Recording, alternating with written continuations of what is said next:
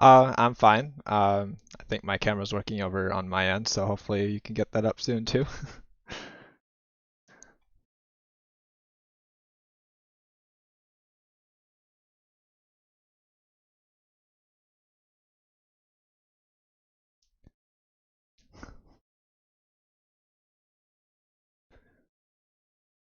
Wait a second. Um,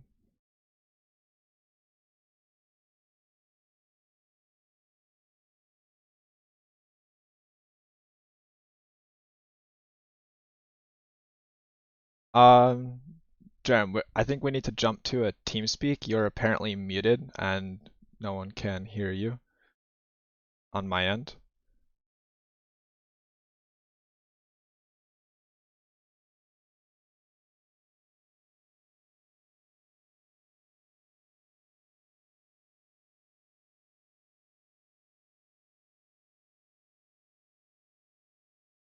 Yep, exactly.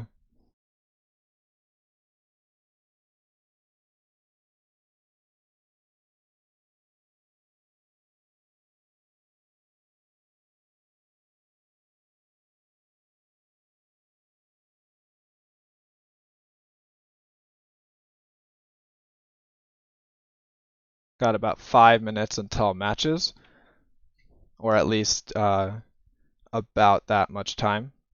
We are actually live as opposed to uh, the matches have already begun.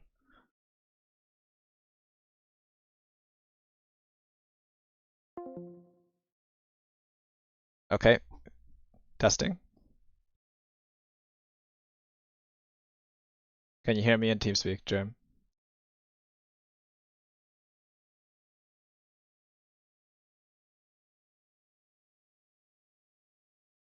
Now I cannot hear you. 1 second. Yep.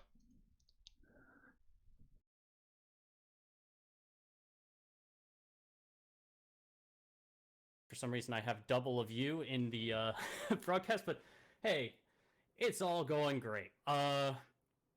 Yeah. We're here. This is the 15 on 15 Master League. It is a attack defense format. One team will be on attack, then the other on defense. Why don't we just go ahead and go to the map picks and we can go into the first match? Yep. Alright, so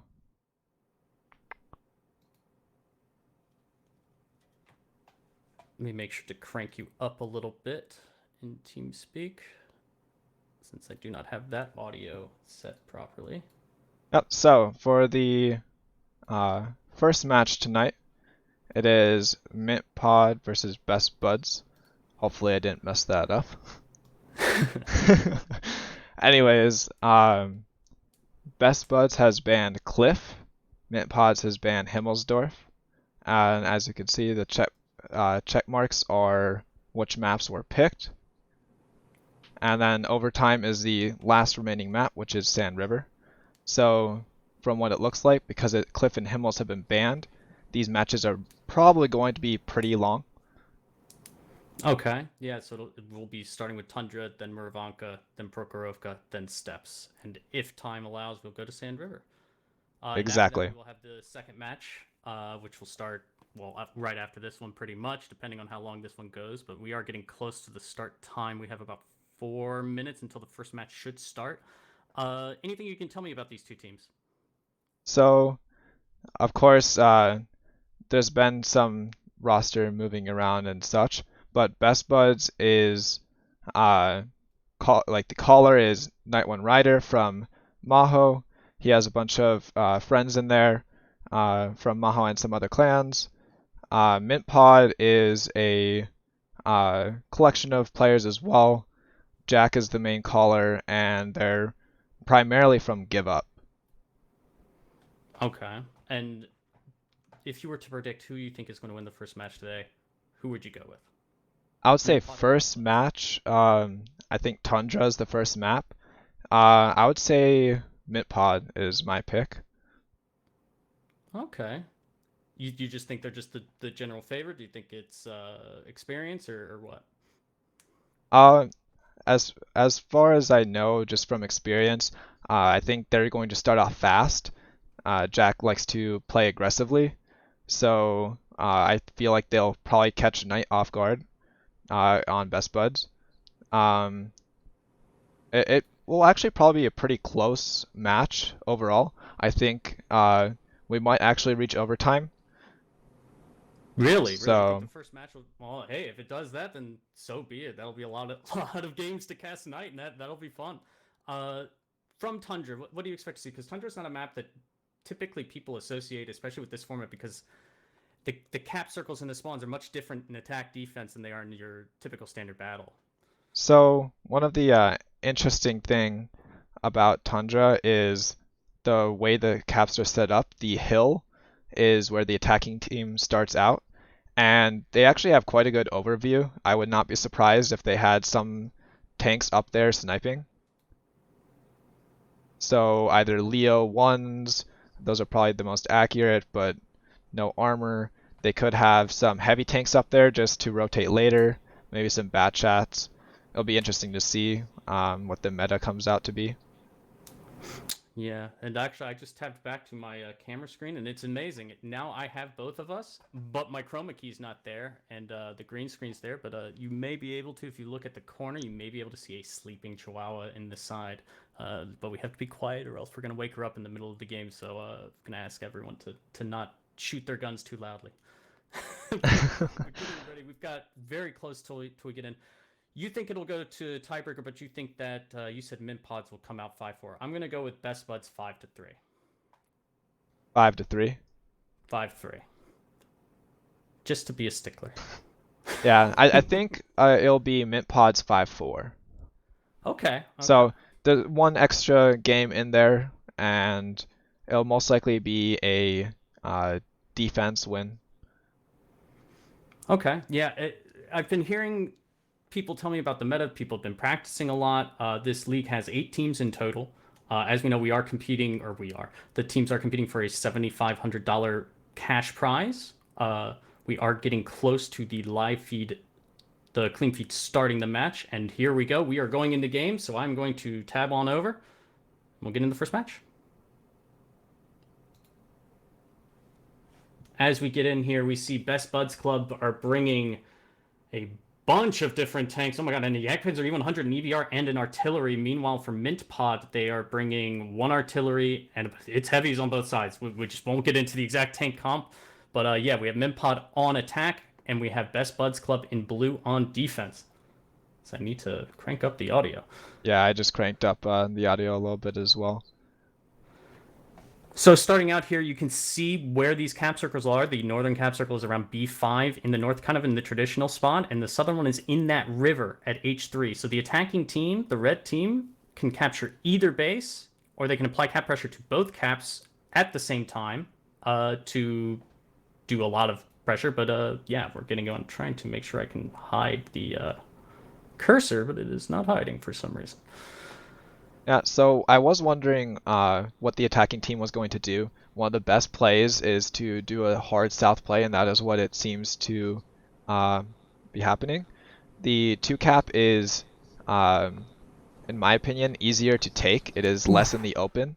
If you are able to take the K1 corner, which the attacking team is trying to do, but first tank dies. Is coming out doing an immediate push, and 2 tanks have been deleted before it's even begun, but they are doing the push in. It is a complete south play. 2 tanks getting deleted right off the back serve. And that's already 4,000 hit points. Yeah, you can see the HP bars at the top of your screen. Yeah, and you can see the brawl beginning. You can see Texas Size and Jeff in their IS-7s down here with Ali, the Persian dude, in his Kronwagen in this old position that we saw used, I think, even back in the 3-on-3 meta days by Kronwagens. Yeah, now that they've committed in, there is no retreat. That this is the side that they're playing. You can see the Super Conquerors hanging out in the middle, trying to get there's some 60 TPs coming in as well for that fight. I don't think the attacking team is going to hold that corner. Yeah, it doesn't look like it, but look at the HP. It's actually starting to even up a little bit. That they started trading back pretty efficiently, and I'm unsure exactly which way it's going to go. But at the same time, the defending team can't really push in exactly. Oh, big artillery hit there on Texas Sized in the 60 TPs. And now we're going into first person mode. You can see Banjo Man killing Ali in his Kronwagen. He's got 2 more rounds in that autoloader. trying to get his angles, trying to get them right, but he's trying to make the shots count. He should try to pick up Texas-sized if he can. Might even have a shot on James as well. If he can start cleaning up those one shots, they might actually be able to clear out that corner. And once they do that, the 2-cap becomes a free play. And yes, I am trying to right now. Let's see if I can get rid of the bar. Okay, sorry about that, guys. It's fixed now. Yeah, and here comes the push horse and Fixer. Fixer is a one-shot. He needs to not die. The HP bars at the top still relatively even. For the attacking team, taking about 5,000 hit points of damage right off the get-go. Yikes. They really have pulled this back, but you can see the EVRs and in the north, they have retaken the hill from the defensive side, and the attacking team is really completely pinned in. Yeah, they're actually completely cornered. That is the downside of hard pushing one way, is you do lose quite a bit of map control. And they didn't actually win K1 right off the bat, which means that the defending team, Best Buds, was actually able to slowly clear out the entire rest of the map. And the hill is a very strong position if the defense is able to take it, because then the attacking team just, like, they have nowhere to go. Yeah, and you can see here, I mean, I'm actually very surprised. I mean, I guess that Jagdpanzer and the other tanks were used in a way to try to get that initial volley and get that deleting, but I'm really surprised, despite them all penning their shots and getting all that they weren't able to really pull it out. I'm not really sure exactly what went wrong, other than once those 60 TPs pushed in, they were clumped up for some artillery hits, and they just kind of committed more tanks as opposed to just making the attacking team have to push. I'm not entirely sure, because the HP was really close until about a minute ago. Like, there's now 3 times the hit points for Mintpod. Like, Best Buds just lost all their hit points all at once. Yeah, I don't know. Maybe that counter push towards the hill from the defending team just wasn't worth it. Maybe they just lost too much HP and too much positional advantage from it. But yeah, Mintpod's going to come out with the first victory on Tundra, which is not an easy map to attack on. No, but it is what I said was going to happen. They're going to come out fast and aggressive, and that Mintpod would take the first game. And you were right. The stash, his stash is going to have to be very, very potent in order to win this fight here. Maybe you're familiar. The stash is Felix from G. Oh, okay. Yeah, Felix doesn't win these ever. That's fine. Just joking, chat. Felix is an old friend. I love Felix.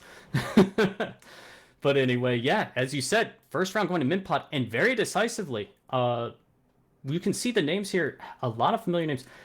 All in all, in these teams, there's a lot of very talented players from the NA scene, some that have been around for a very long time, and a lot that have been playing Clan Wars for very, very long time. And just really decisive, really well played. And I'm actually interested to see if Mintpod, if they played that very hyper-aggressive and they were on attack, will they do it again? You can look at the post-game stats here. Yeah. What stands out to you? The fact that Benjamin and Lop were able to just farm in reality, like 4,500, 4,800 damage, like that's a lot. So I think those two, I think they were just sitting back and like sniping. I don't think they did any pushes. No, they didn't. They were the Lop was just sitting up there doing the sniping from the mid play from the normal south base, and Banjo did go in the end. We did get some first-person perspective on him. So the Kronwagen's being used in those very niche positions. You will see that. For those that are unaware, some tanks are permitted in this format. Some are not. So things like 279s, Chieftains, reward tanks are not permitted. But yeah, let's go ahead and tab back over to our score sheet here as we try to put it up. And let's see if the cameras work. I've got double me again. Amazing. It's absolutely amazing that it's different every time. That is impressive, especially since I'm using the same exact feed and I'm having one of each of us, so. Yeah, I will update mine. So basically, every time we go between rounds, guys, I want you to know, you don't know what you're going to get. You could get 2 me, you can get 2 Z's, you can get 1 of each, you can get us inverted. Anything is possible here. But yeah, Mintpod taking the first win. We went through the maps before. It will be one team will attack first, then one team will be on defense. Then we will alternate to the next map. Right now we have about 3 minutes till the next one starts. Do you expect Mintpod to play aggressive on their defenses as well, or do you expect them to play more traditionally? I fully expect them to do another aggressive play. I I almost am leaning towards them hard taking north, but that'll be interesting. The south is definitely advantageous for the attacking team because if you do win the south, the 2 cap is very hard to push back into if you're defending. So Yeah, and we saw a lot of teams do different things. And this map was played in. I did not cast the 5v5 tournaments, but this map was played then too, right? it was actually not. Was not. Tundra was one that no one was interested in playing. It's interesting that it's in the map pool. I can um, understand why. When I see this map from the get-go, it's not a traditional map like a Himmelsdorf or a Prokhorovka where it's very, you can do a lot of different things, but things feel comfortable at the beginning and what you can and cannot accomplish, and you can do lots of different stuff. But like Tundra just makes me feel uncomfortable as a former caller. It makes me feel uncomfortable to think, ooh, what everything is different, and it's very small. And one minor mistake, you can't really move around, you can't flex appropriately. It's like you make the decision on the attack, for example, at the beginning, and if you go one way, you really can't go the other. I do think it as another small map for comparison is Mines, which I don't think is in the map pool. Um, I do think Tundra has more options than Mines. Mines is very hill-centered. You either go hill, or if you don't, you better hope your strat is very lucky.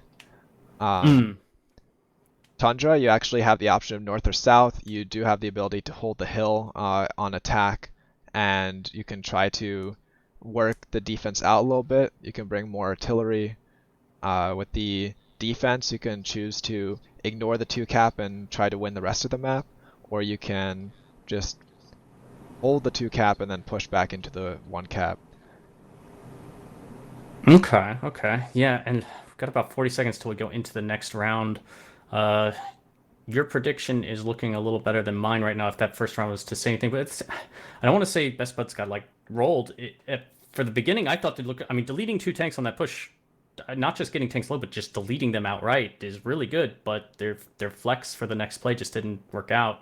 Like they even Um, tried to retake the hill and they succeeded, which is why it's interesting that they just lost all their hit points. I think all their flexing, like that's the one thing with the Tundra, there are a bunch of angles. It's possible that there's just constant shots coming in while they're driving around. Yeah, and we're getting ready to go into the next round. We'll try to get the tank comp a little bit better here. So we can see from Best Bud Clubs, they are bringing what appears to be an IS-4, 2 Kronwagens, 3 Object 277s, 2 Super Conquerors. I believe that's 3 E5s, 1 Grill, 1 EBR, and 2 CGCs. What are Mint Pod bringing on their defense? Minpod on their defense are bringing, it looks like a CGC and EBR, either a Batchat or a 13105. I think Batchat makes more sense. I think 4 or 5 Super Conquerors, a bunch of 277s, and an E100. Okay. Yeah, and here we go into the game. Can see the immediate difference in the initials. A lot of tanks going towards the north and on the hill from Best Buds Club. They are not immediately. They still are sending heavy tanks to the south, but it doesn't look like it's the same level of commitment. And difference in some of these tank choices, there's not nearly as much fast heavies, is what I call them, Object 277s. And look at this, it's an aggressive defense as well. Yeah, and they're hard taking the north, interestingly. They already have their EBR up in A7. They're just making sure that Best Buds just is unable to take the north without being spotted. Yeah, and you can see here, you can see these Object 277s. They took that little berm right there, and yet here we can see in the river Lop down there doing so much damage in the previous game, this Conqueror. And now you can see there's still that slow pressure being applied in the south on the minimap. You can see the E5 Ooh, down there. there's You can see the two 277 pushing the Kronwagens. north. Yeah, they're just going for it. It's a C line and an A line push. Lop realizing he's kind of caught out a little bit. He's got some help, but getting the good track shot, and you can see the EBR getting into that B9 position, and they will start pressuring this hill. Those 2 Super Conquerors Oh, underneath the hill are about to be in a lot of trouble. yeah, who are them? I think it's Newton and Nuclear. And They have Nuclear, nowhere to go. 277s are faster. Super Conquerors have very slow reverse speed. Nuclear's almost dead already. yeah, you can see everyone is landing their shots. Nuclear down to just a little bit more than a one shot. You can see all of the well, I call it new equipment, but that changes the HP values on a lot of vehicles, and down he goes. Newton will follow suit shortly after. Captain Jack, knowing that he's about half health, he doesn't need to keep going forward. He needs to not lose his gun. Horse and Mark should be able to finish him momentarily. One missed shot there into the wreck. Meanwhile, the counter push is also happening on the hill. The Kronwagens have taken J1, but the problem that they're having is they haven't really taken anything. They can't apply cap pressure. They can't do anything. And the HP pools are getting more and more in Mintpod's favor. Yeah, Best Buds is just very strung out. Like Mintpod has a greater force in almost every area of the map at this point. The only place that they're struggling with is the hill right now, because the hill is actually, like I said, very, very strong. It's very strong, and let's be real, that's where all the E5s and stuff are, but at the same time, a third of their team is dead, so they can have the hill the whole game if they want to. Ooh, and there's the artillery into the backsides of Blackman and Robin and James. Here comes Fixer leading the push again. A lot of Gold League players. Brett in his Batchet and Floppy Tacos in the EBR. Down goes James. But Fixer does go down in return, but the push will continue. Banjo Man going in. Robin will be the next one to die. The EBR trying to get shots on the grill. Oh, and we've got an EBR tug of war. Okay, we got a little push, a little light push. The grill is the last one remaining, and he does pick up Banjo Man. Unfortunate for him. Floppy Tacos will bring him down, and this will be a 2-0 victory. So I can... Hey, we said you were surprised a little bit to see Tundra, and I don't necessarily disagree, but I guess if you're Mintpod, I can see why they wanted to play it. Yeah, I think it was, I'd have to go back and check. I think it was I don't think it was their pick. I think this was Best Bud's pick. Makes it even more interesting. That can be incredibly demoralizing. Sometimes with the way map pick bans work, is that everyone doesn't want to play certain maps, and then you end up picking the map that you didn't want to play, but since the enemy team doesn't ban it, and you have maps you don't want to play more. But at the same time, usually you like going with the first map as something you're comfortable on, get everyone's, pre-game jitters out. People have been sitting around, just go in, play your match. Going down 2-0 on the first map never is a good feeling.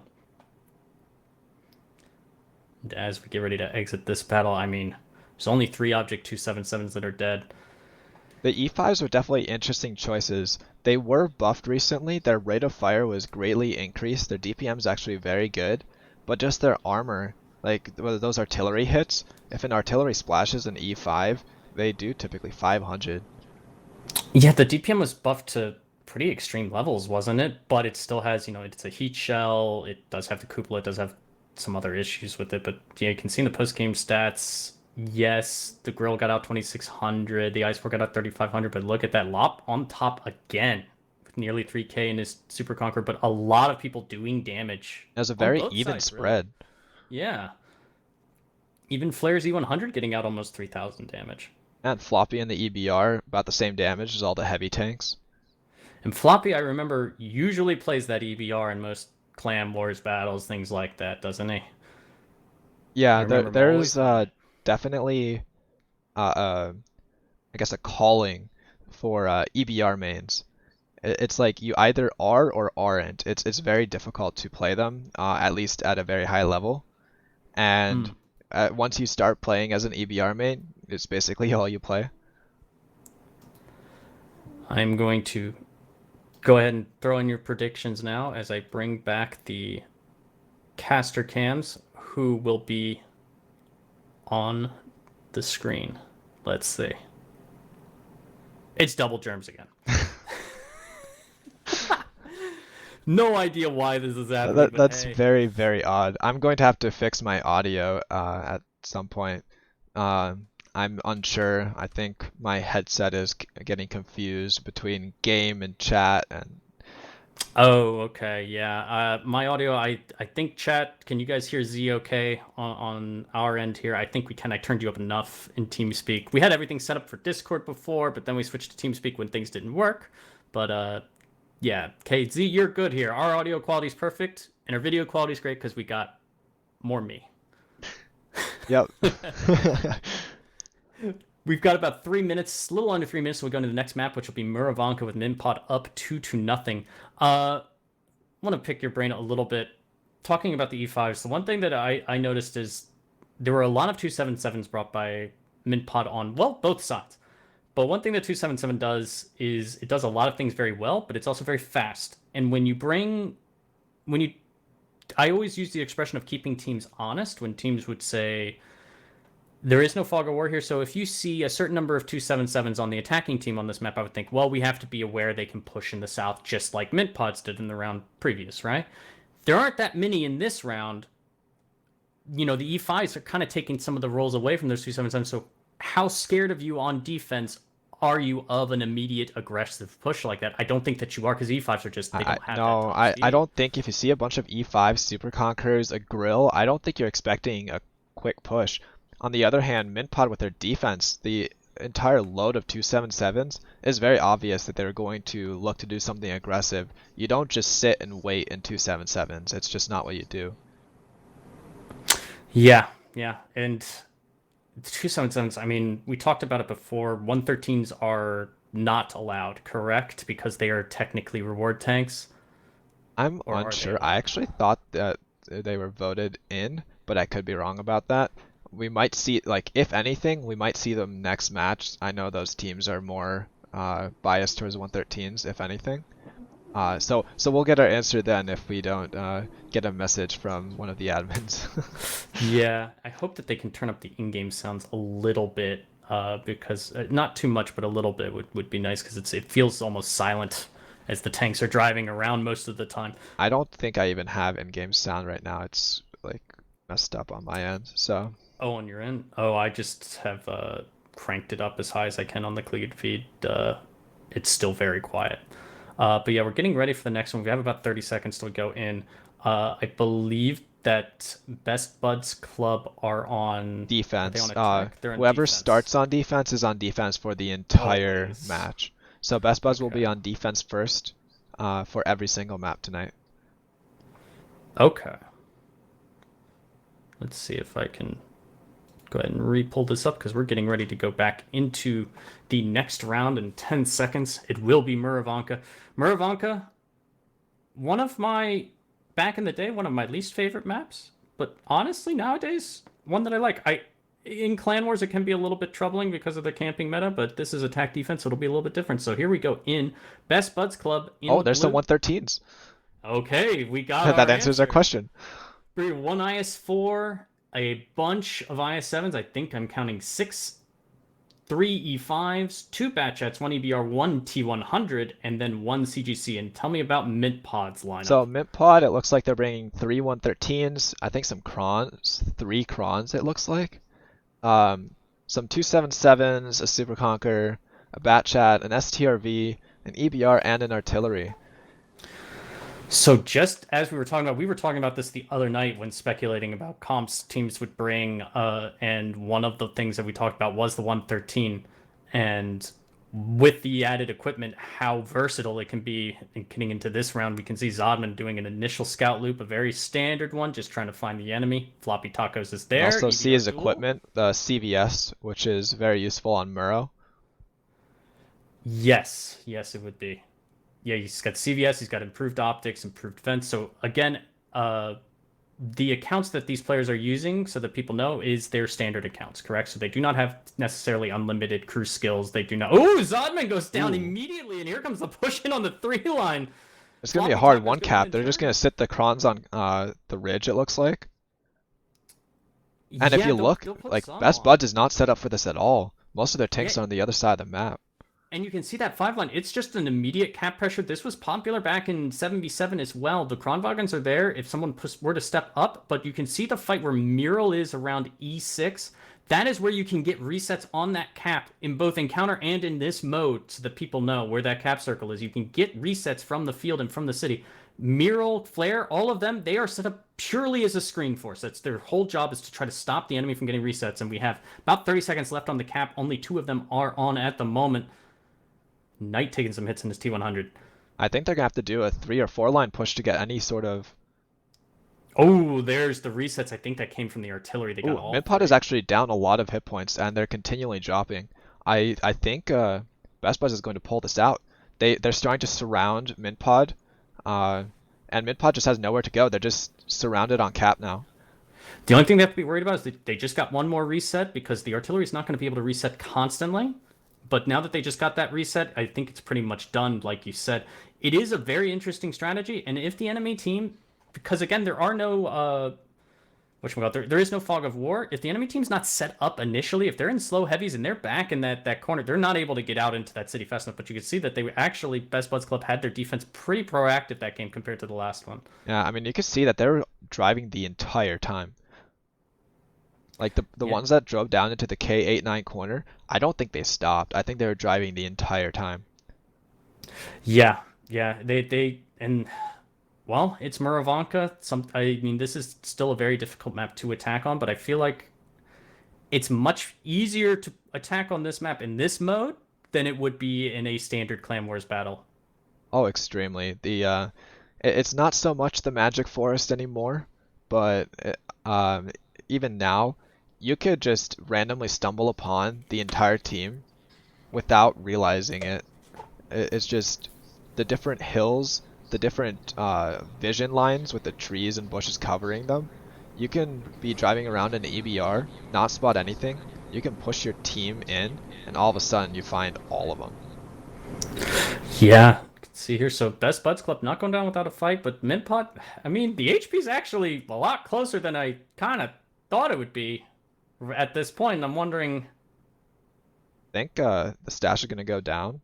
Yeah, Brett is down to a one-shot in his batch shot. He was able to get out a good clip, it seems, but there's a lot of HP on that Super Conqueror from Flex, but I think they've just been able to land hits, and there goes Brett down to Knight. And Serv is taking more hits. He's down to a one-shot. And we could see Serv there doing some really good damage throughout, but I think this is just more of a... Maybe Best Buds Club got a little bit sloppy in their cleanup because they were up a significant amount. I don't know if you know the term for sports, garbage time. I think it's that sort of thing where it doesn't really count. All the damage doesn't really count. It's just some damage is more important than others. We're gonna look at the end of this game and not just say that Ox, for example, in his Super Conqueror or Verm in his Sturv are not playing what they should be doing or not doing what they should be doing, but their damage is much less important than it may appear if they cracked up pretty high numbers.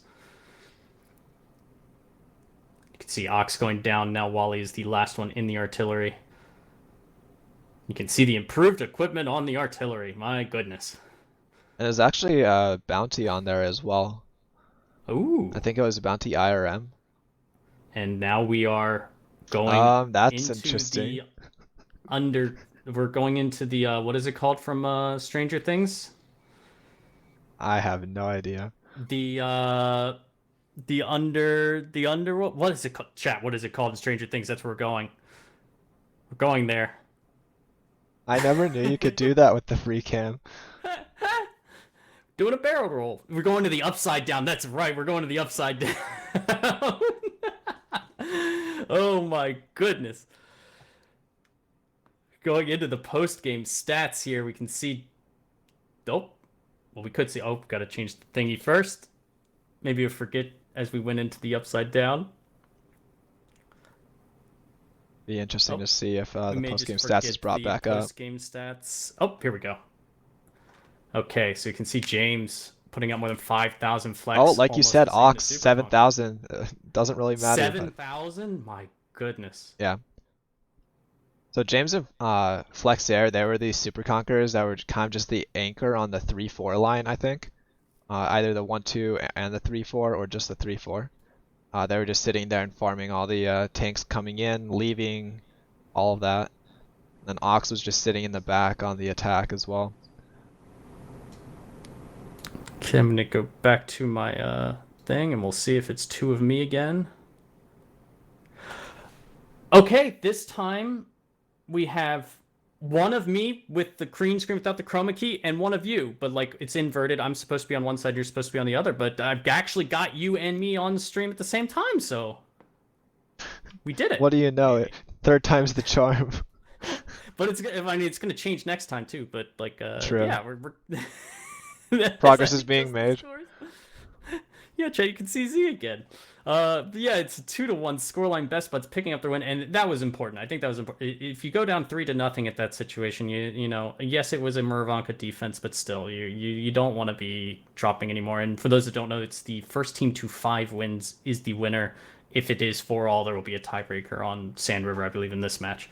But yeah, we saw. Honestly, in all 3 games, it's been very, very decisive. And even though Mint Pod lost, they still did a very, very aggressive play. They went all in. They said, we're just going for it, and went for it right at the beginning. That falls along with my prediction that the plays from Mintpod are just going to be very aggressive. And that's why I made this statement about how I think they're going to start fast. And then once Best Buds gets into their rhythm, I think they can start to pull it back. Yeah, if they, I mean, there's a lot of experience on both teams. There definitely is. Like, and honestly, when I'm looking at the rosters, both teams have both played against and with each other for years, for the most part. There's not really a lot of strangers there, I guess. That what I'm saying is ringing true. Like, everyone knows each other to a certain extent. Maybe they're not in the same clans, but they've all played, and especially now with the way clan wars and campaigns work, with the number of battles they've played against each other a lot. So they'll know each other's tendencies, even though it's a new format. But yeah, we're going into the next one in 2 minutes. We saw the 113. We didn't even really get a chance to talk about it. So the reason why you'd bring a 113 over a 277, I think my camera just froze. It did, and the funny thing is, you have a kind of purplish hue because my chroma key is on yours. Oh wait, now you're back. Hey, okay. Anyways, the 113, the reason why you bring that over the 277 is the 113 has much better rate of fire, so you have a better chance of tracking or just getting more shots out. It is also just slightly less alpha damage, so it's 440 instead of 490. So the DPM is actually significantly better than the 277. And you also add on top of that, it has, I think, with HP on both tanks, it's about 110 more hit points, which in a brawl is quite significant, actually. And masses very, very well. It's, I think 2300 is the base before the hardening equipment on the 113. I can't remember. I think it's 20. I think it's 100 less on the 277. I think it's 2200. Yeah, I think it's 2200. And that doesn't sound like a lot, but all these little things really add up. And like you were saying, like when they're doing these pushes, a lot of the times, even though the 277 has very good gun handling, 48490 alpha gun, it is still worse than a 113's 440 alpha. And because of that, and because you're rarely in these types of formats when you're doing a push, fully stopping and aiming your shots. You're always moving, you're always adjusting, even after you've done the push. The 113 excels at that and sharing HP very well. And the 277 does have decent side armor too. The Wheezy does not. But yeah, we got 15 seconds till we go into the next round. I'm going to say goodbye to the cameras and we'll see what it looks like when we come back after this round. Yeah. So going into the final round on Muravanka, it is a 2-1 scoreline. Hope you guys are all enjoying it. This is the Simply NUC Master League. We'll be casting this every Monday, Wednesday, Friday for the next month or so. As we go in, Best Buds Club on attack, bringing, it appears, 2 IS-7s, 5 Object 277s, 2 Super Conquerors, 2 E5s, 1 Sturv, 1 EBR, 1 T100, and 1 CGC. And tell me about Mint Pod's defense. Mintpod's defense, it looks like they're bringing at least one 113 again, a bunch of 277s, some Super Conquerors. It looks like 2 STBs, a Bat Chat, 3 STBs, I think, an EBR and double RD. The STBs are definitely the interesting adjustment. Oh, the Stash does not have improved equipment on his STRV. Oh no.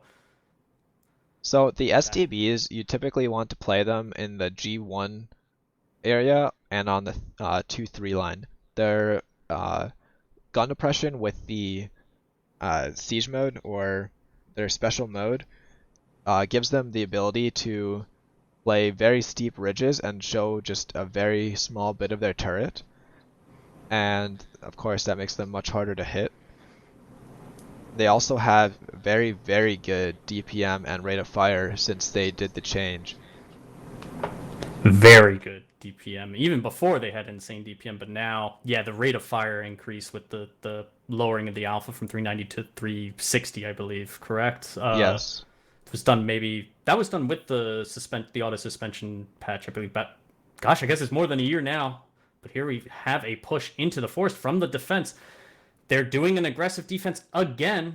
And like I said, they don't see, like, from that view, you could see that they only saw one tank there. So they don't see how many tanks are actually there. But what they do have is, if you look at E1, they have we're not seeing them push in here immediately. So if you're on defense, right, they wanted to take forest immediately, but because of the E1 position and because he's actually in that bush by the house, he can see the people at C3. They can't re-engage that without being lit very early.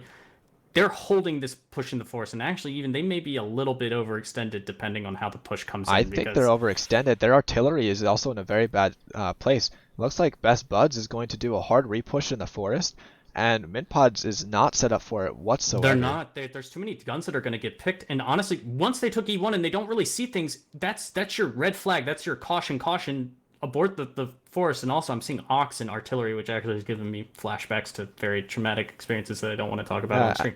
But Serb going down in his Object 277, or no, sorry, the kid getting the kill in his Object 277 on Jeff for the first kill of the match. The thing with the artillery where they can't actually leave there. So if Best Buds just keeps pushing, the artillery can't get out.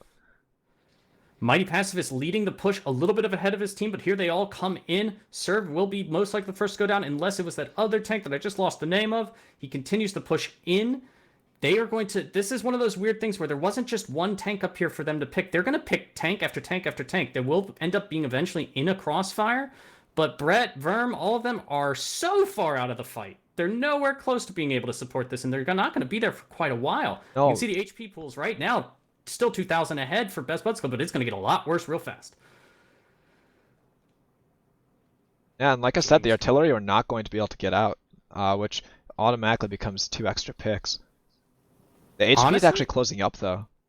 Honestly, this push isn't going as well as I thought it would. It's taking a lot longer than... I think it's maybe these E5s. I think it may be just this lack of 277 punch or 113 punch. Like, these E5s, look how slow they are. And this push has just come to a grinding halt. They are still up, but, you know, here's some kills. Muriel's going to kill Alaskan first. And he's still got some HP to burn. Meanwhile, you can see the 7 line. They've taken the whole forest now. I mean, the Best Buds Club, the HP is now even, essentially. The positioning is almost, like, split straight down the 7 line. It is very interesting. Yeah, Flex, Ali, and Mighty in that 8 line are in an awkward spot, but the thing is, Flare and Fluid and them, they are in a more awkward spot because they can't really stay there anymore. Verm is in a relatively strong one. It's sort of hold down, but there goes the artillery down, Wallhacks is down, and Denial is still up, but he's about to die to the EBR, it looks like, unless something happens. I don't think the EBR knows the artillery is there. He's trying to find him, and he can't find him. I can imagine what the calls are right now. It's, find the Artie, find the Artie. Oh, and now the Artie just shot him, so he's like, I think I know where he is. Right now, Best Buds is actually up, what was it, almost 2,000 hit points? Mm-hmm. They're up 2,000, but they have to get out of this area, and the way out is not K-line, and you can see them already cycling the heavies back, and they were able to, and it's very, very awkward. I've been in this situation before. It's very awkward. The Mintpot have to kind of figure out where they can hold, and they're just trying to leapfrog and retreat a little bit and retake their positions, because honestly, at this point, they can give up the whole force. There's nothing to hold there anymore. That's exactly what they're doing. They're pulling back from all positions. The Super Conqueror on the K line has pulled back all the way. All the tanks that were in the buildings, they're pulling back to the 2-3 line. They're just doing a full retreat. And the thing is, I've got to give credit to Best Buds Club because they recognized that fast enough to start getting Ali and them up north very quickly. They just weren't quite quick enough, but it was very close. A lot of teams have gotten caught in that position before, and it's very awkward. Teams have been caught in that E7 area, and if they stay, it's just the enemy team just eventually maneuvers, and then they get shots, and then you die. So now we have 4 minutes left. What are they going to do? Put on cap pressure on 2. They have 1 EBR. That would probably be their best chance, honestly. But even that's not good because, you know, Floppy Doggos is still alive and he still has a lot of health. He can go in and spot. And then Zodman does not have any. can see here, everyone's just kind of trying to figure out. There's the hardening equipment. You can see the, not bond equipment, the Bounty. bounty. Bounty is pink, bond is purple. And right now it's just a full stalemate. That's one of the things with Moreau, which is why games on it take so long. You just have no idea where the tanks are. There could be, for example, a Super Conqueror right in front of you, like less than 100 meters in front of you, and you just won't be able to see it. Yeah, I think that Best Buds Club push was the correct decision. I just am realizing that they just didn't have the right tank comp to do it. It's fine to bring a couple Super Conquerors, fine to bring a Sturge, like all that is perfectly fine, but when their heavy core has that many E5s and stuff that isn't a 277, 113 type, or even IS7, Or 5A. just too slow. Anything Or that's 5A. yeah. I'm actually surprised I haven't seen any 5As yet. Because I mean, there were tanks at E1 on Minpod when that push happened. They still had a heavy tank at E1. So, or maybe it was maybe it was an STB. No, I think it was a IS7 or 113, but still, it just, yeah, it was fluky in his 277. That push just took so long to happen. And there was actually some pretty bad focus as well. What was that first tank that was being focused out? I think was it Serve? I think it was Serve, yes. Yeah, he actually survived and jumped over that ridge on the EF line. Oh, and that's a smart heads up play, because you usually need to, on the push, your guy that's kind of maybe taking some hits or whatever needs to either block the guy from, once you make a push over a hill, from him just simply going and being a thorn in your side, taking the other, just pushing back. You need to either stop him or you need to have someone that can deal with it. And maybe they just didn't have anyone there. Here comes Looks like here comes the on the push. 3 line. But with 2 minutes remaining, here comes the horn. I don't think it's going to be enough. Brett is in that position that we saw earlier at E1. It's a very powerful position. I think Floppy's going to be able to run as well. Oh, yes. Which is why EBRs were not featured in the 5v5 at all, because it just broke the game mode. Yeah, if you could just, it didn't matter whether you won or lost the fight. If there's only a certain amount of time left, an EBR can run away pretty much indefinitely on most of these maps. The HP is still completely in Best Bud's favor. But the time... And there is an artillery for resets, I suppose, so, I mean, there's a chance, but yeah, like you said, I mean, let's be real, Minpod should win. Well, there is HP, but it's HP on things that can't really move around as much, and like you said, Floppy can run away if he were to choose to. So Brett trying to get a reset. I think he just reloaded his clip. Looks like Floppy Tacos, I think, just bounced off of Flex Air Super Conqueror. There's 15 seconds left. This is getting frighteningly close. And there you get one reset. Need one more to guarantee it, and there it is. Now there's no more cap pressure unless they triple cap. They will not have time.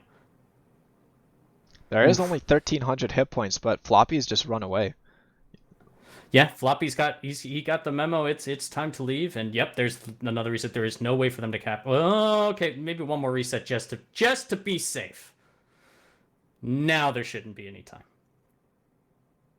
And for those curious, there is a little niche thing in World of Tanks when you are capping out and the game is ending. If you cap out before the game ends and you start killing people, yes, the game timer gets prolonged by, I think, 3 or 5 seconds every time someone dies. But when the game timer gets to 0, the one that's in the top right corner, the game hard ends. There is nothing that continues it on. Only 494 hit points left. They just weren't fast enough. And look at Zodman actually caught up to Floppy and Flare. Ooh, it's a good idea that Flare actually got safe too. That actually got frighteningly close. That was very dicey. I had chalked it up twice to being over, and I was wrong. Well, I guess I was ultimately right, but it was a lot closer than I thought that was gonna be. Ollie with almost 5,000 damage.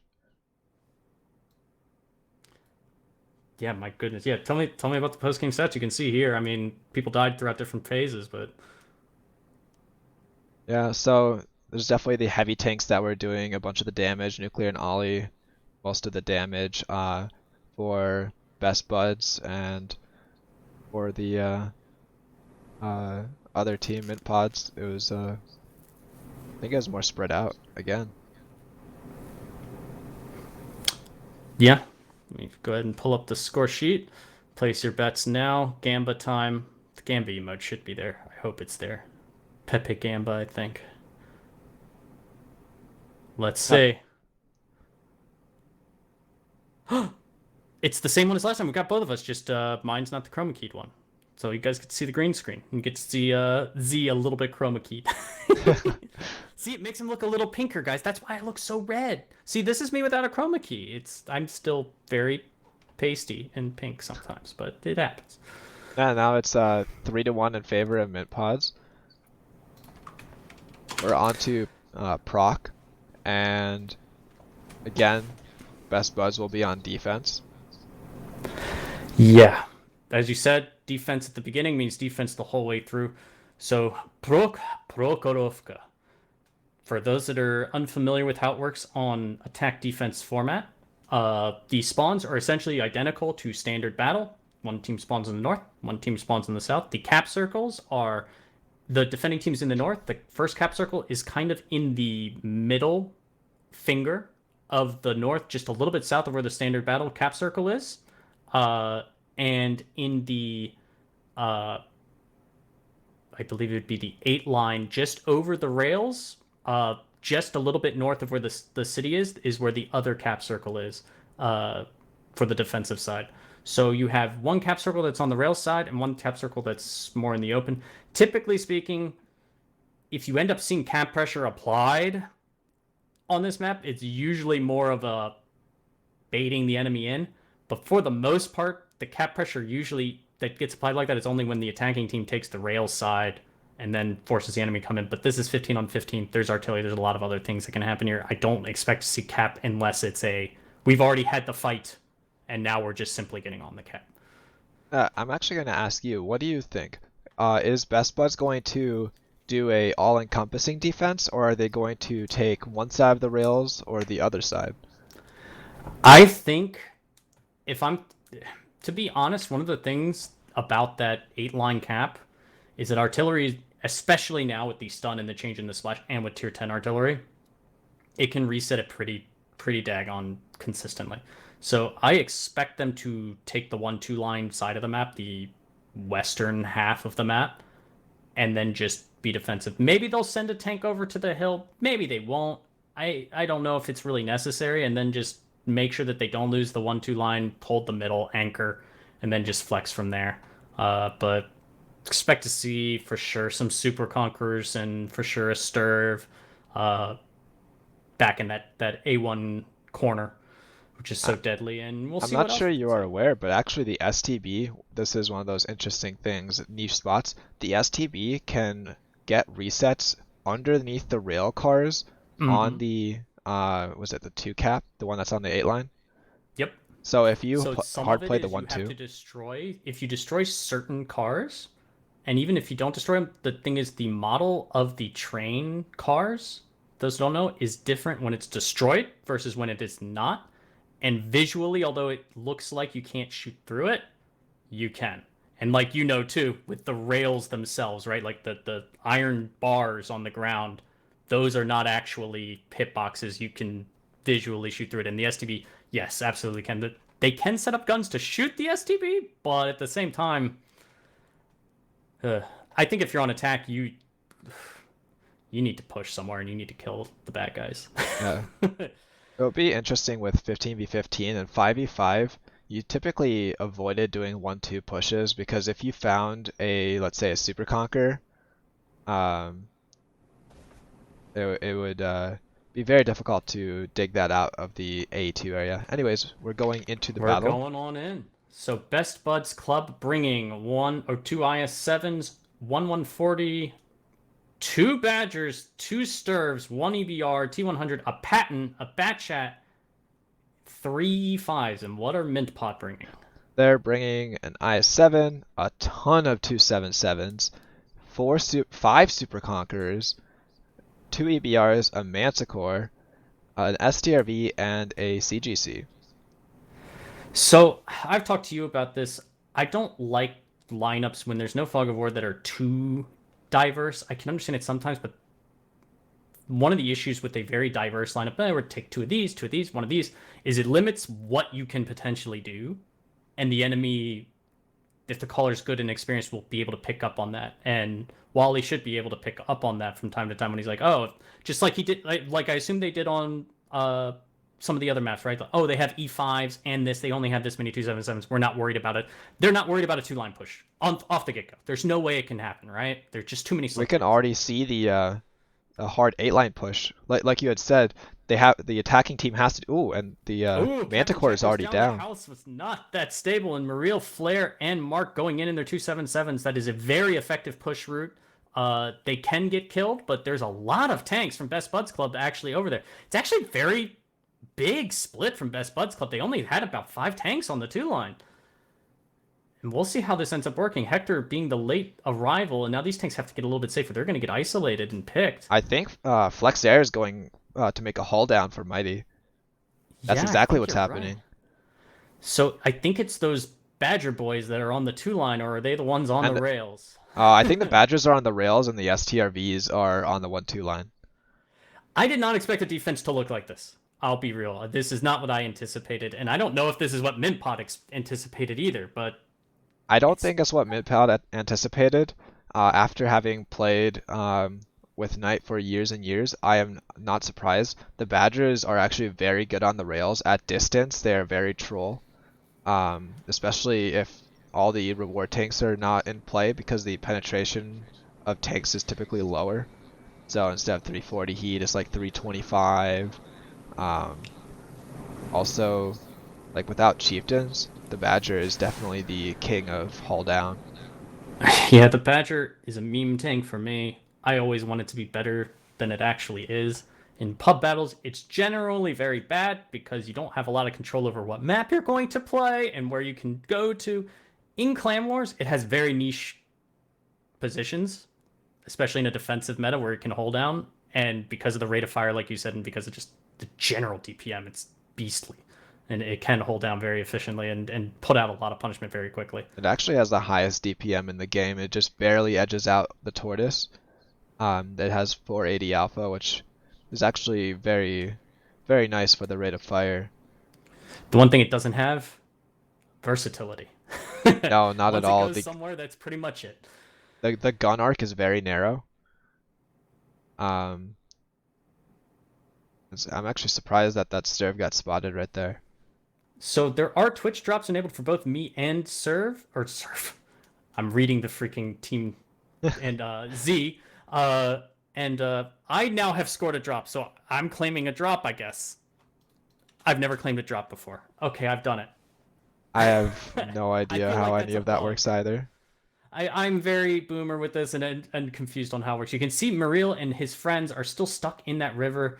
They did pick up Knight in his T100, and I'm just a little confused with what's happening on the 2-line because it's been a little weird. The EBRs have been free, but there's just this awkward stalemate going on, and Mintpod is up HP, but their HP is stuck. Serve is stuck. Their entire heavy tank squad is just stuck in the riverbed on the sea line. They have, I think, 6 tanks.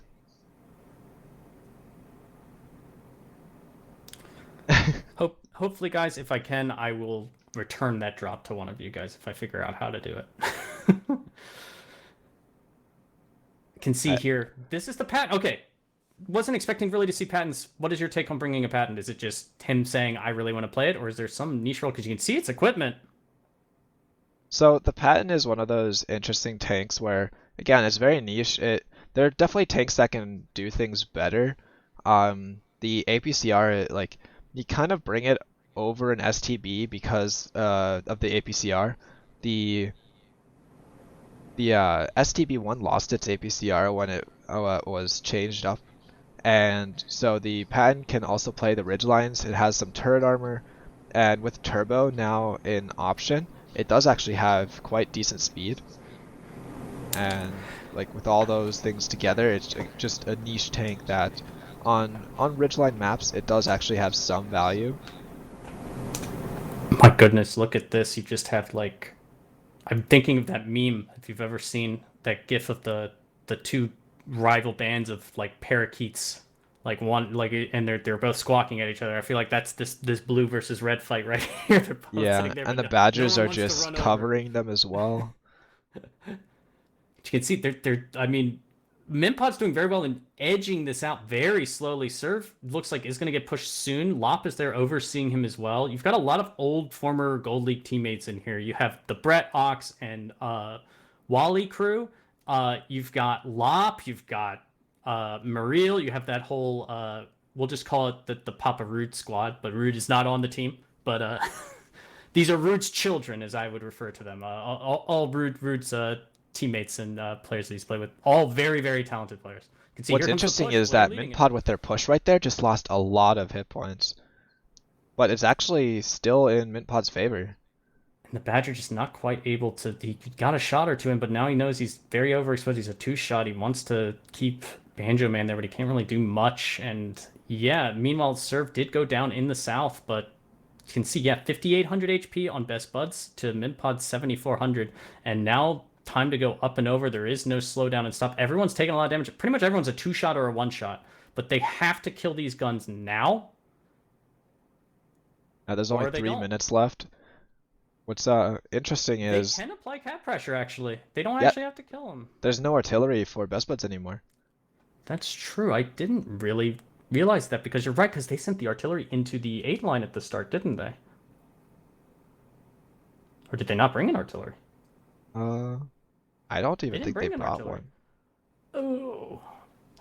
So this is one of those cases where artillery gives you options, even if your strategy doesn't revolve around an artillery. Just having, in a situation like this in a late game, having one artillery alive on the 1 line changes what the attacking team can do with this cap pressure, right?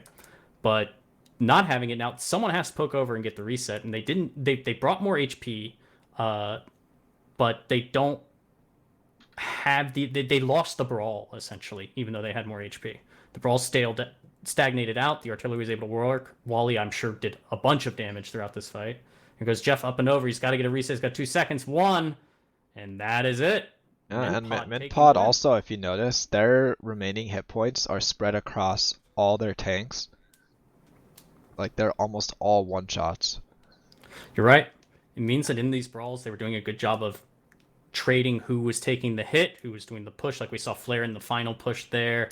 They all are very. A lot of them have played together for years, and a lot of them are very good at sharing HP, and that's something that in pub battles isn't really demonstrated as much. I try to stress it on my stream when you're platooning with your friends, but you're seeing Clan Wars, really, really good Clan Wars teams share HP amongst themselves very well. It's not good enough to just know how to sit in the perfect side scraper, hold down, and hit your shots. You need to know how to make sure you're protecting your friends. Yeah, trying to see if we can get some post-game stats. And actually, I don't know in this case whether it was good HP sharing or just bad focus fire. Both of those are options. That's a good point. That's actually a very good point. They didn't really delete tanks on the push-in, to be honest. Maybe they got 1277 in the water, but I don't even know. No, and actually there's a slight ridge line that they could hide behind. Maybe we'll get the it doesn't look like it. Alright. So thank you guys for all of the gifted subs, PB&J and everyone. Thank you guys. At this point Very it's nice. 4-1 in favor of Minpods. It's definitely not how I expected. I did expect this to be a lot closer. It's double me again. So no matter what, Minpods is leaving with a point, correct? Yes, for the season they will have a point. So the way it works is a loss is 0 points, a draw is 1, and a clear victory, which means 5-3 or better, is 3 points. So if you're Minpod, you're thinking, okay, maybe a little bit of stress taken off, but you're still in the driver's seat. You have, if it goes, Best Bud Club need 3 wins in order to guarantee a point for themselves. And like we said, if we went to a tiebreaker, the winner gets 2 points, the loser gets 1.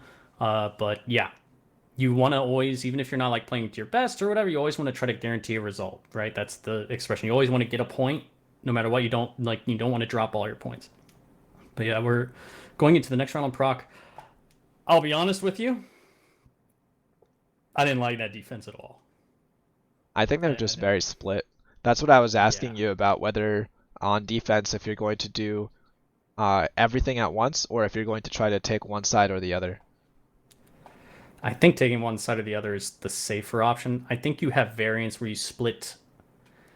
It's very common, and especially in Clan Wars, I think it's very common to have a couple tanks on the other side of the rails. You know, a bat jet, a light tank, a stir, a whatever up in the A0 or up in the bush line to try to say trade efficiently. If you have guys on the rails to punish the enemy for taking the ground, but that's more of a time wasting thing and a way to trade up. But it's not even necessary in my mind because, well, even with, I guess, if they just brought one artillery and STBs, like you said, to be able to reset that cap across the rails, was there any point in them even being over there? Because if they're going to be over there with that many tanks, they decided to go the weak side with the one line. What were those 5 tanks able to realistically do? It comes down to situations, like a hard one-line push would have gone quite badly for Mint Pod, I think. The STRVs would farm them. But again, like, Best Buds just had so many tanks on the other side of the map. I feel like Knight in this case is trying to take a lot of map control instead of just making sure that all the tanks are there for the actual brawl, which Mint Pod is trying to force every single game. Yeah, has there been a single game that Mimpod has not been like, this is the side we're taking no matter what? I don't think so. No, they've actually hard pushed every single time. Yeah, both sides of Murrow, both sides of Tundra, and so you also have to play to what the enemy team does and what their habits are. And no strategy is perfect. There's always flexes and there's always hard counters and things like that. But if you were to be a betting man, do you think that Minpod this round is going to do we're going to take the hill and we're going to take the one line and we're going to take the middle and we're going to take the city? No, they're going to take one side very hard. No, if anything, I almost expect them to do a very hard 8-9-0 play. Yeah, I could see that. Like they We're probably actually set getting up ready to like go 2 in. or 3 tanks just to kind of slow down the 1-2 line push, and then they would see what the comps are going in. As we go in, we've got 2 IS7s on Best Bud Club, 3 IS7s, 2 E5s, 1 Bat Chat, 1 Leopard, 1 EBR. Oh god, okay, I'll go to this later. And then 2 277s, 2 Super Conquerors, oh, another E5, and then 2 GWEs. And what are Mintpot bringing? So they're bringing 2 IS7s, 1 Kron, 2 Super Conquerors, 2 277s, 2 CSs, 2 EBRs, 3 Super Conquerors, and a CGC. So the GWEs have a longer range than the CGC. That can be part of the reason for bringing them. Greater rate of fire, more shells. Mm-hmm. The arc is not as good, but how good of an arc do you realistically need on this map? I don't know. It's a bit bigger and Oh, slower. look at this. And Minpod is doing a lot on the 789. Zodman taking a hit for that scout loop, but you're right. They're trying to hide. It looks like with some of their guns. You saw so you see where those 2 guns are going up on the 6 line. Banjo Man and in the bushes. They went to A6 on the red line at the beginning just to avoid being spotted by an EBR, so that they just aren't giving the intel, and they're Which didn't slowly actually going work up. because Flare was spotted from the He first did. person view. Oh, I did not see that. Yeah, you can see the scout on the hill. Here comes a couple of tanks to push him off. Floppy Tacos is pushed off. It's another split by Best Buds Club and another very, very centralized defense from Minpod, where it looks like they want to push, but they're trying to stay hidden. And they have, I believe it's an EBR at A4, just being a passive scout. Yeah, and if you actually look, Best Buds has almost a defensive setup on the 1-2 line. They have tank up in H1. Is that 2 tanks down in K1? They have so much of their team set up on the 1-2 line for a hard 1-2 push. Yeah, it's What that tells me, they don't know where most of the guns are. Although they lit flare, they haven't lit the rest of them. I think they've And the only only reason spotted they're four setting or up at five K1 is they're tanks. expecting a 2-line push can happen, and now tanks are getting lit near the hill. So there is an element of, it looks like Knight knows that there's going to be a push, a decisive push somewhere. He's just maybe not sure where it's coming, and here it comes to the hill, and one gun goes down. I believe it was Ali. Actually, if you look, I think Knight was, with his call on Best Buds, was uh, expecting Midpod to just push, and that is exactly what Mm-hmm. happened. Midpod pushed in with, what, 3 tanks on the hill, or attempted to, lost a bunch of hit points. And it looks like the one thing they did right, though, well, there's 2 tanks on the 6 line. They're going to be stuck and in a very precarious spot, but the majority of their tanks won't be stuck there. They have most of them across the rails, but you can see they're rotating back. Serve, Floppy are rotating back now. Here comes the 2-line push with an E5 leading the way. They're trying to make sure they clear it out, but it takes some time. So this is both teams rotating as quickly as they can. This is both teams reacting to what they have seen. Midpod saw that there was a decent kind of defensive setup on the 789. And actually, they're already they're getting ready for a counter push. I think they're going to do it So up and over the hill. everyone go back to A5, but now everyone go back up the hill. We're pushing across the hill. That's what's happened. That's what the call has changed. So that's where the play will be. It is a bit of a shooting gallery. For if you see where Nuclear and James are, they are going to have very, very good shots on the And hill. actually, But will it be Newton enough? and Jeff in the center, they'll also have shots the entire time. And honestly, once they push through, they have to push through all the way, and it's not like they gain that much. And there's 3 or 4 heavies at H0 Look at this. that they're There's going to have to deal heavies with. pushing over the Oh, fingers. Knight leading the push, Price taking the hit. Blair's about to go down. Banjo is He has a trying one to come shot for that around 490 the rock. alpha. So I, Price will try to hold down behind the wreck, and here comes the push on the 0 line. We can't see that at the moment, but you can see Alaskan and Knight continuing on. They will pick up Banjo Man eventually, or he will try to hide. I actually really like the design of this push. It limited the angles of fire on Best Buds. Like they were able to take these very aggressive positions without taking return shots. They have an angle on Banjo, so he'll go down, and now they've completely split it down the rails. They've taken the entire 1 through 6 line at this point. And that 0 line push has happened, but Flex is able to stay safe. Captain Jack is a one shot. He will go down, and the Super Conquerors on the hill, I mean, they can't really push down. It takes them too long, and it looks like Ox is going to burn down.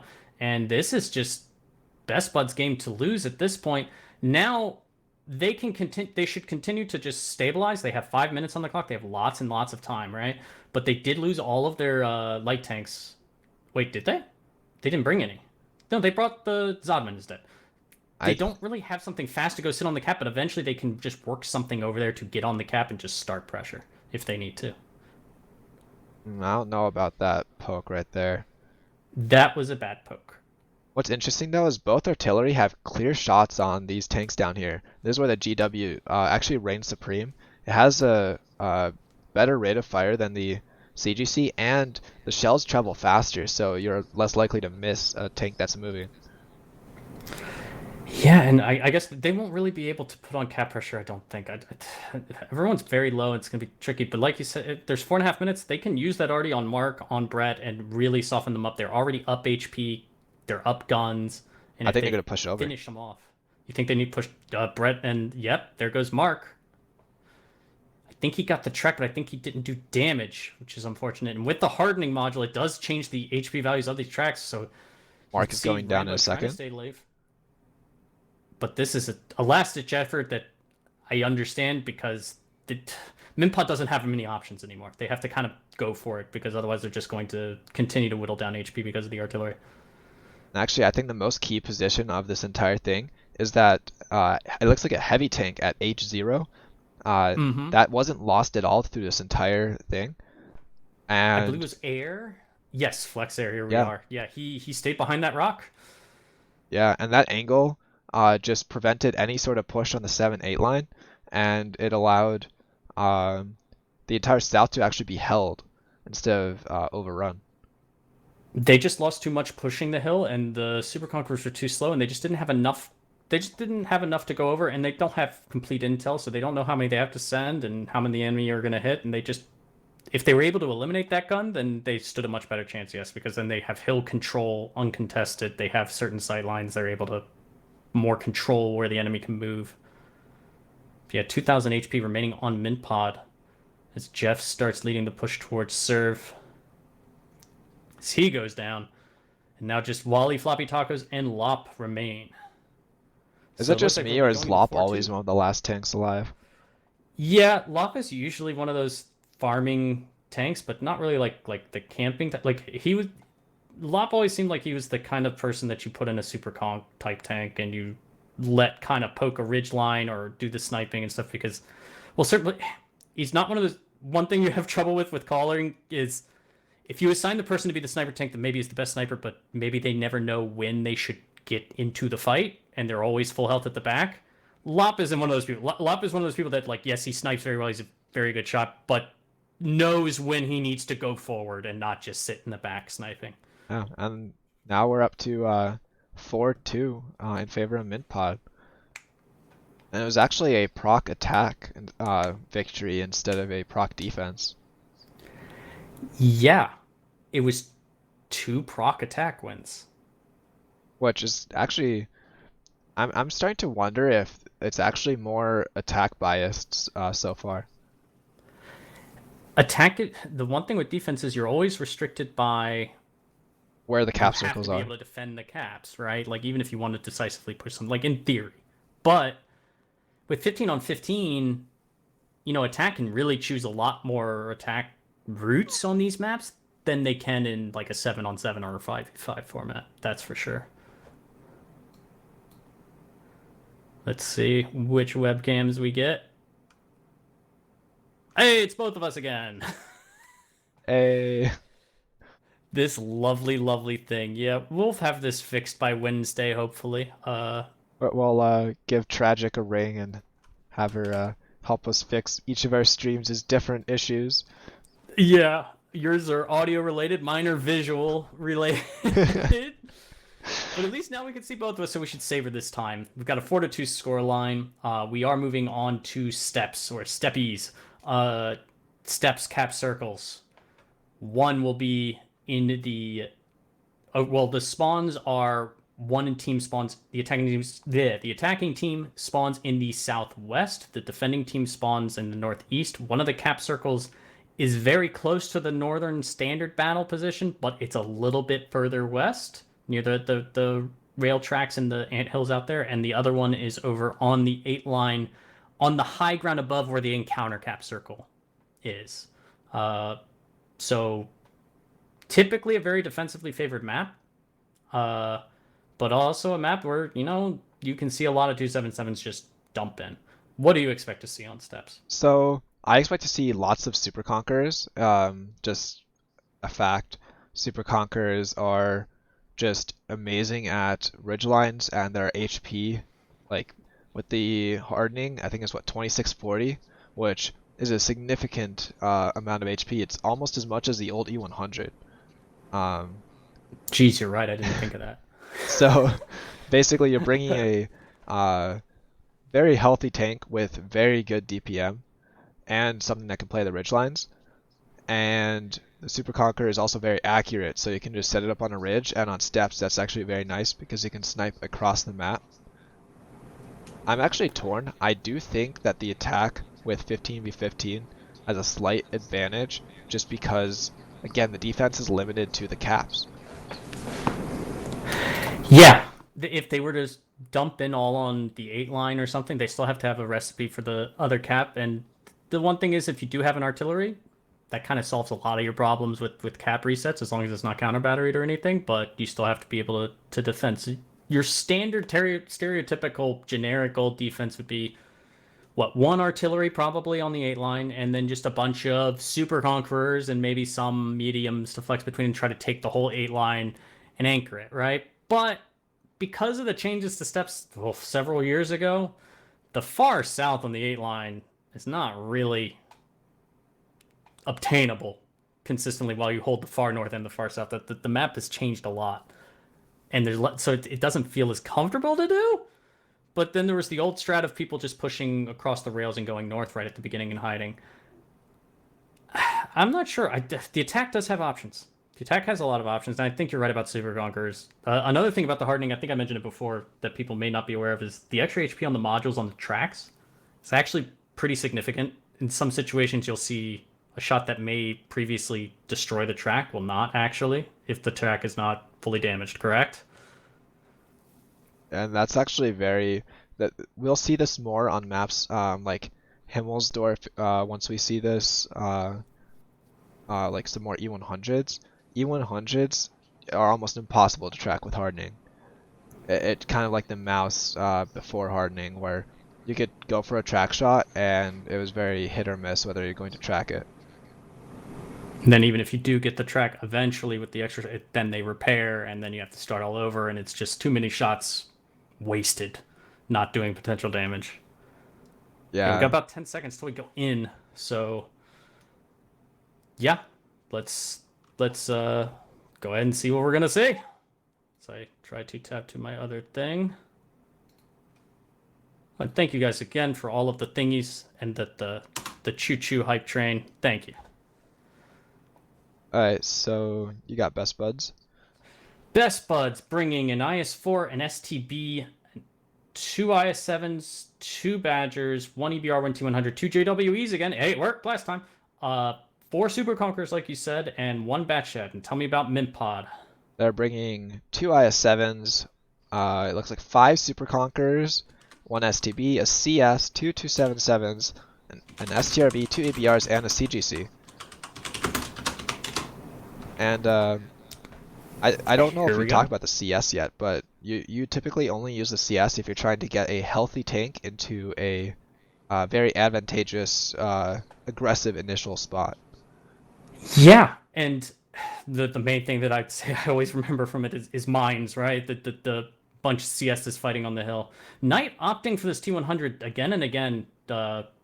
Knight, from what I remember, always had his particular things where he liked very specific tanks for positions and had awkward choices at times, but usually it would work out. So it's hard to question the madness of it, but sometimes I've questioned the madness of it. T100 is still not a bad tank. He's been opting for most of the time as a passive scout. You can see split push by Mint Pod. They're just gobbling up most of the map. Floppy Tacos was making sure, hey, the whole team isn't up here. Their guns in Their the south on Batchat the just H took line. a bunch of hits. He's down to 600. And Knight took a bunch of hits too. Where did that Batchat take the hits? He ran the ridge on the 7 line. Oh, and just people landed their shots. Verm and the Sturv down there have. Yeah, the ridge line, that whole area has really changed a lot over the years. This map has been edited maybe 4, 5, 6 times. It used to be one of my favorite maps. Now it's still not bad. I like it, but there's a lot more breaks and differences than there used to be. Knight 400 health. He was just getting maybe blinded in that spot. I don't know if he ever actually got lit. Now he's running CVS, low noise exhaust, and improved optics, another full vision setup. That's something that you really can't run in random battles, but when you know what you're planning on doing with it, it can work very well. What's interesting is Best Buds has actually lost a significant amount of hit points already, and Mintpod hasn't actually lost much at all. What's also interesting is we had been seeing them do very aggressive take one side of the map with most of their tanks. Here they've actually taken almost half the map, and they're spread out and stationary. You're absolutely right. There wasn't a here come 10 plus tanks H line or 10 plus tanks 2 line, right? Like one way or the other. We see the split, and it's very important to pick up on that for anyone that's getting into clan wars or trying to improve themselves. This is something you rarely play the same team over and over and over again, and then as the season goes on, realize these teams' matches are being broadcast. Everyone's going to be able to see the replays. What do you do on Wednesday? What do you do on Friday if you're doing the same map again, right? Do you put the people in the same spot every time? Maybe, maybe not. Like, people can meta you a little bit. So it's important to be flexible and try to be unpredictable. And one of the biggest things for that is actually coming up with different or very different strategies with the same tank lineup. Because someone might try to counter strat you, and then you just bring something totally different. Yeah, and it's why, again, I'm going to stress Badgers, while I love them, it's difficult to skin a badger more than one way, Yeah. right? But if you can do something where you bait a team, I remember trying to do things like that with things like, well, like E3s and things like that, where you telegraph that you're doing a certain strategy that everyone's seen, and then you try to do something completely different just to see if they take the bait. Sometimes they do, sometimes they don't.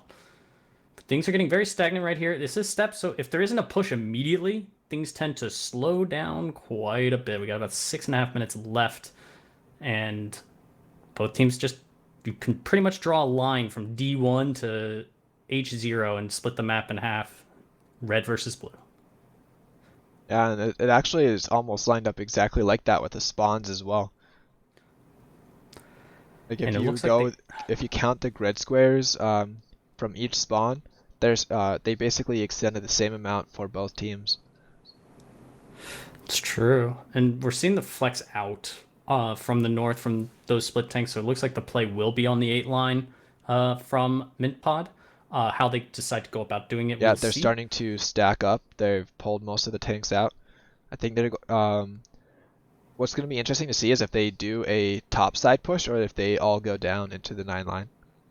Yeah, and you can see Hector up there at D1. He's that heavy tank that was lit beginning 277, I believe. And he's still staying lit because although his team is rotating, he doesn't want the enemy to necessarily know that. Because if he were to, say, turn around while lit and run away, it's a pretty big tell that the enemy team is going to push the south, right? So he's trying to bluff. He's trying to play chicken. And here they come in for the push. Brett is arriving, and they should be going. Here Oh, comes the someone slow did get Super lit. Conqueror push. I don't know if all of them were lit or just Fluky was lit and those were 2 shots, or they were trying to bait the arty shot with one of them and then go with the rest.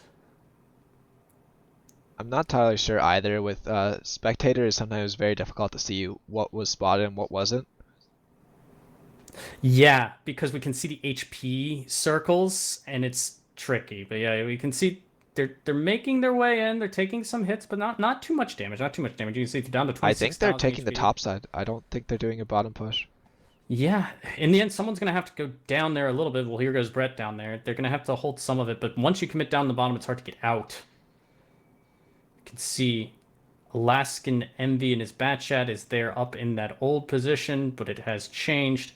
Brett is taking some hits. He has his turret facing the back because there is that gun. I don't know who it was. Was it the light tank? Up in that corner? It was an IS-7. Oh, it's Jeff in the I-7. Okay. I remember playing that spot too in some Clan Wars. He will die eventually, but his job is just to put in a big turret break. And there he goes down. HP still a lead for Mint Pod. They have begun cap pressure, and now they are pushing. Ox is leading the push. Nuclear Energy is a one-shot. He should go down. Brett is backing up. He's taking a lot of hits from that low ground. Lop will come in as well. They have enough to push in now, but they don't want to necessarily lose extra gun. Lop taking a lot of damage. Jeez Louise, that was a lot of connections. They need to shield Lop and hopefully not have him go down as they try to pick up this I-7, but Lop probably will die here. Yeah, he does go down. The HP's starting to even out again. It's starting to stagnate. And the Badger's continuing to rain in damage from the back, but look at the number of guns alive for Mint Pod versus the number of guns alive for Best Buds. That is a big difference. Yeah, and even though Knight is in a very good position, there's just so many tanks, and a T100 can only do so much. Yeah, and the cap pressure was continuing, but they smell blood. Mint Pod knows they should have this, but they need to make sure they do it correctly. You know, they still can lose, right? Hector is very much out in his own service trying to keep up, but they are slower vehicles. Hearing some ricochets. Knight does go down as T100. There's just an EBR2 Badgers and an IS4 remaining. Banjo Man picking up, or no, he just fired. So they continue on through.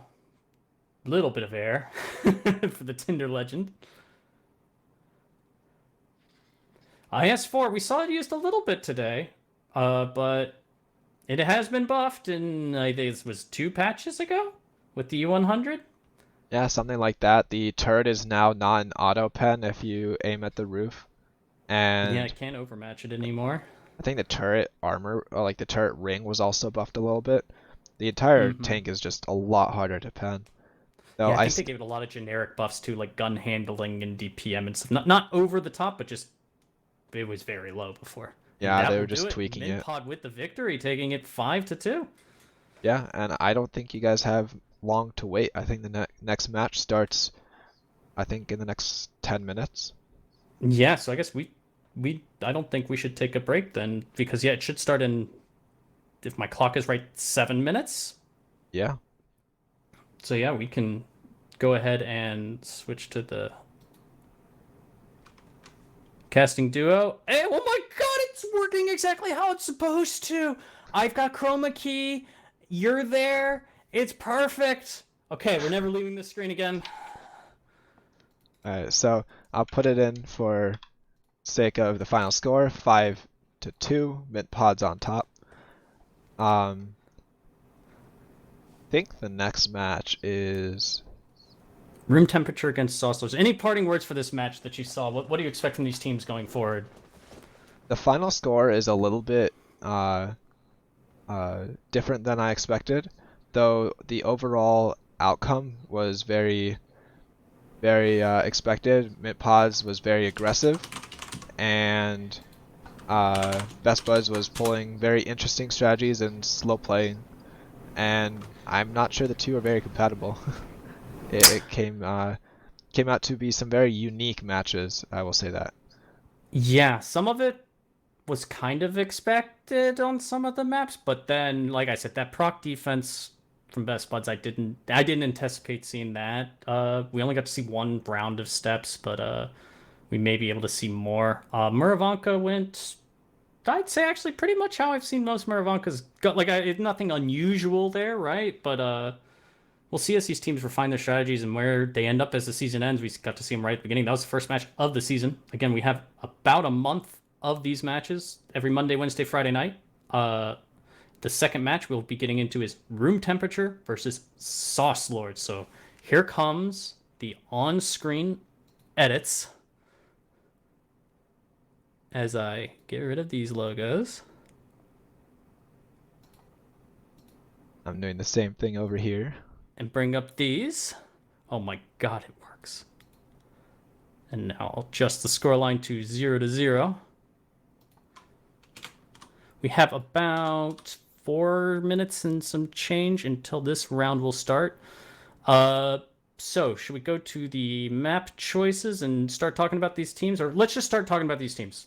Give me an introduction to these two teams. The callers. If I look at my sheet, Chase is the caller for Sauce Lords, and So Sauce Lords Nexus is the other caller. team I was saying that is a combination of FHS from 5v5 last season, along with the Bears from 5v5 last season, along with select members of the Cracked A team. And then Room Temperature, I think, is actually, again, a bunch of Crack players. So a lot of people that know each other, and a lot of familiar names. Yes. I'll go ahead and go to the map pick slide.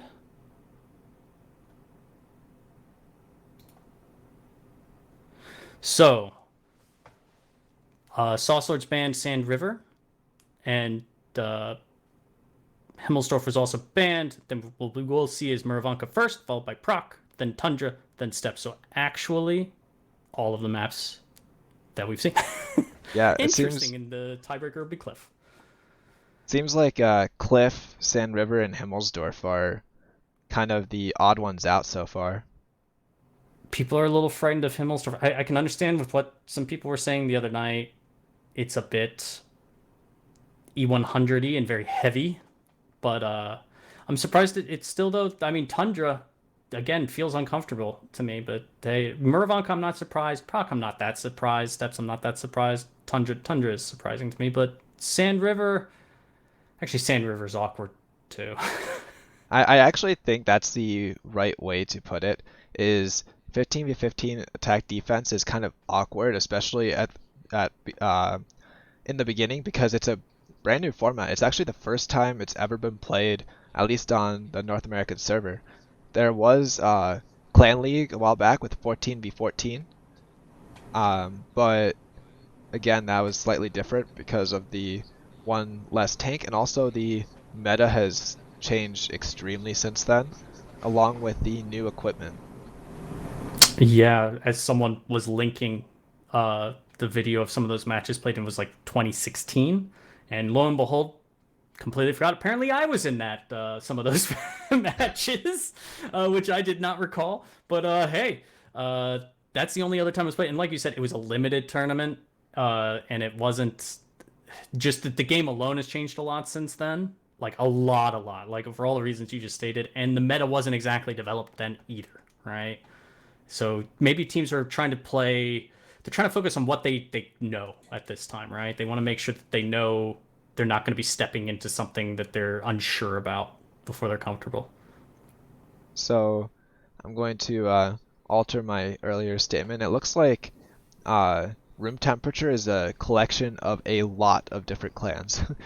Cracked is included, but I'm seeing Give Up, Yujo, FaZe. Again, this is one of those interesting opportunities that is not a clan-driven event. It is a just pure 15v15. So it'll be more friends and acquaintances than actual clan versus clan. Yeah, I mean, even in this team, I mean, it's the team with the who's in it, Store, Nexus, Zone. Like, I mean, they've been together for Ooh, how many years? Oh, we have the ad.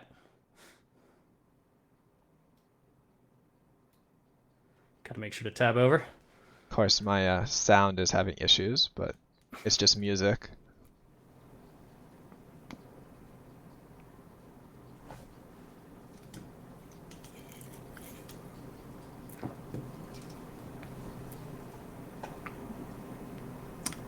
So, for those wondering, we forgot about that one because we were supposed to get one before the first match, but we had some technical difficulties at the start. Simply NUC is sponsoring this event. You can find their information on the World of Tanks page or Googling Simply NUC. I actually do not have a Twitch command. Oh, shoot, I forgot to set that up. But the company's a good company. There's a lot of community members that are involved in it. It's, this event is only Oh, sort of really made possible by them. and we're So actually give going them into some battle. love. And yeah, and here we go. Going into the first game, it is Muravanka defense for room temperature as they are bringing an IS-7 3140s, 2 up to 277s, 2 705As, 2 EBRs, 2 CGCs, and 3 Super Conquerors. And tell me about Sauce Lord's attack. So Sauce Lords are bringing 4 277s, a Batchat, 2 CS, 3 Super Conquerors, an STRV, a Batchat, an EBR, and 2 CGCs. Just looking at Yes. those comps already, room temperature has a very slow and stagnant defense, and Sauce Lords is definitely looking for a more aggressive, uh, kind of almost like Minpod, where they're going to take things very aggressively. Yeah, I don't know where those 705As are meant to go, except maybe in the middle. And then otherwise, I'm just like, I'm not sure why that vehicle. But the other thing I'll say is the comps immediately are just different tanks are being brought from all 4 teams on this map. Like compared to the 2 rounds of Muravanka we saw earlier, we didn't see any 705As. We didn't see any CSs, I believe, on this map either. We saw some used on, I think, Proc and on Steps. But you can see right from the get-go, Sauce Lord's doing a split. Very similar. They're going aggressively into the forest. They're leaving the couple tanks at C4, taking a tank to D1. Meanwhile, the defense is again kind of split, but mostly heavily favoring the western half of the map, with just a couple of guns out in the water on the 0 line. Yeah, and I think the 705A, I think one of them I think both of them are actually playing buildings of sorts, I think. I'm not even sure. Yeah, I'm not. This is another one of those things where it's again we're just talking about it, right? It's like they're very specific tanks brought for a very specific purpose. And once an enemy team knows that you're bringing it for a very specific purpose, can it do something else, or do they know where a couple vehicles are going before the game begins? As Or the is the season goes position so on, they strong see that. that it doesn't matter? Exactly. Maybe it's just one of those spots where it's like you put this tank here because it doesn't matter. It's a stirve on the 1 line on proc, and we're happy to have you know that that's where he is. So Haglar in his EVR doing some scouting. Both teams opting for 2 artilleries, and no one really making a lot of contact. Yes, there was some damage to Fishy, and some damage to Stat Paddington's Super Conqueror. I think mostly artillery shots. But everyone just kind of feeling it out. Potatoes in that, I believe, window area. He can get picked if the force is pushed. But a very split defense, very, very split, because they do have a heavy tank and a light tank down on that 9 line. And that tank in the water will get killed, but all of those guns set up at K5-6 are set up to try to punish that push. So if it happens, their theory is we will get enough punishment out that it's okay. Just and continuing to feel it out. Just on the attacking team's thoughts, I'd be interested to know what they're actually talking about. Just because there's 2 different 5v5 teams kind of put together on Sauce Lords, I can guarantee there's a lot of communication going on right now. Lots of discussions on where tanks are, what can be done, that sort of thing. And I'm curious to see how soon a decision is made.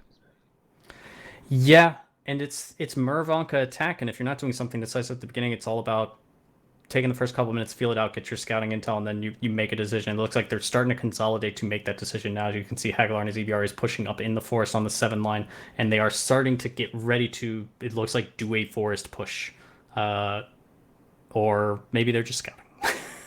Maybe they're trying to make sure there isn't a light tank down there because I don't know think where that at least one tank is going for it. December leading the charge in his 277 to try to figure out what's down there. You can see Black Magic. There is actually a hull down right there.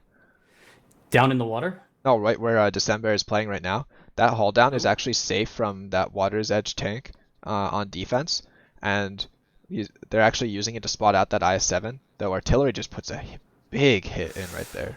Ooh, thank God he brought the extra HP, but that was a lot of damage. I think it was almost 700. Yeah, and the second one doesn't do as much, but I mean he's down essentially 1,000 HP almost right off the get-go from it. See people doing some blinds. It's still a bit indecisive. They're trying to figure it out. They know that he got lit and most likely from the water, but they don't know where. Going back to the previous match, did we see either team bring double arty? Yes, but only when it was the GWs. I think. I'm not sure they brought double arty on Murrow. I think that's why this game is significantly slower. Both teams have double arty and are looking to work teams down. Yeah, there was one game where I think Ox and Wally brought 2 arties, but every other game their team did not. But I'm trying to remember. Yeah, I can't remember. So Potato down to 50 health, and there goes the artillery with the kill shot. So that position is meant to be one that, you know, they can bomb out, and they obviously did, but it's meant to waste time. There's 5 minutes remaining. Again, you can see where Nova and Stat Paddington Bear are, and their heavies on C4. They're not really able to flex out of that efficiently. They really aren't supposed to. But they're actually starting to pressure up a little bit while Hagglar's going in for a scout. But yeah, it's a good point about the artillery because they're trying to feel it out. And you can see there goes a blind shot from the artillery on Nexus's position at K5. Doing some loop-de-loops. Because that I-7 was taken out, Hagglar almost has free reign in that area now. And here comes the push, it looks like. Yet they are consolidating on that 9 line. And Oberfeldwebel Bix has gotten in on the 4. Yeah, here comes the push into Black Magic. Will they get the punish out? Looks like, ooh, they're getting a lot of damage out. There's the arty with the track. Major is going to probably go down here. And goes, a Wise Rack goes down for sure. Major down to 200 health. They still have to kill Black Magic. He is still pretty freaking healthy in that corner. But they have to see off these other guns as well. Yeah, Black Magic looks like he's down to a 1-shot at this point. So October should be able to finish him in a moment. So down in that water, you can stay relatively hold down to the K5 position, but it's a much slower attacker. And you can see here's Guppy in his 705A at one of those buildings trying to side scrape. But, I mean, taking damage just from the area he's supposed to be side scraping from. But now he's stuck. And artillery raining in shots as well. Like, once that position over there was gone, his position's gone too. So I'm not sure what his plan is. But if you look, Sauce Lords is actually completely surrounded room temperature. Room temperature is now in only a quarter of the map. they have very few options. But there is Yeah, and only 3 Saucelords minutes has left. HP. Or, I mean, has less HP, but it's pretty even. But yeah, 3 minutes left. So any type of cap pressure is going to be, need to happen now. But again, there are still 2 artilleries just to bomb that place out. And Owl has to go down in order for them to even consider doing the cap pressure. And there goes Guppy down into 705A. He's trying to put out as much punish as he can, but he is pretty much a one-tot at 427. And there he goes, Dark Ninja with a high roll. Meanwhile, here goes the one-line push. Nexus spearheading it looks like in his bat. Or no, he's in a 140.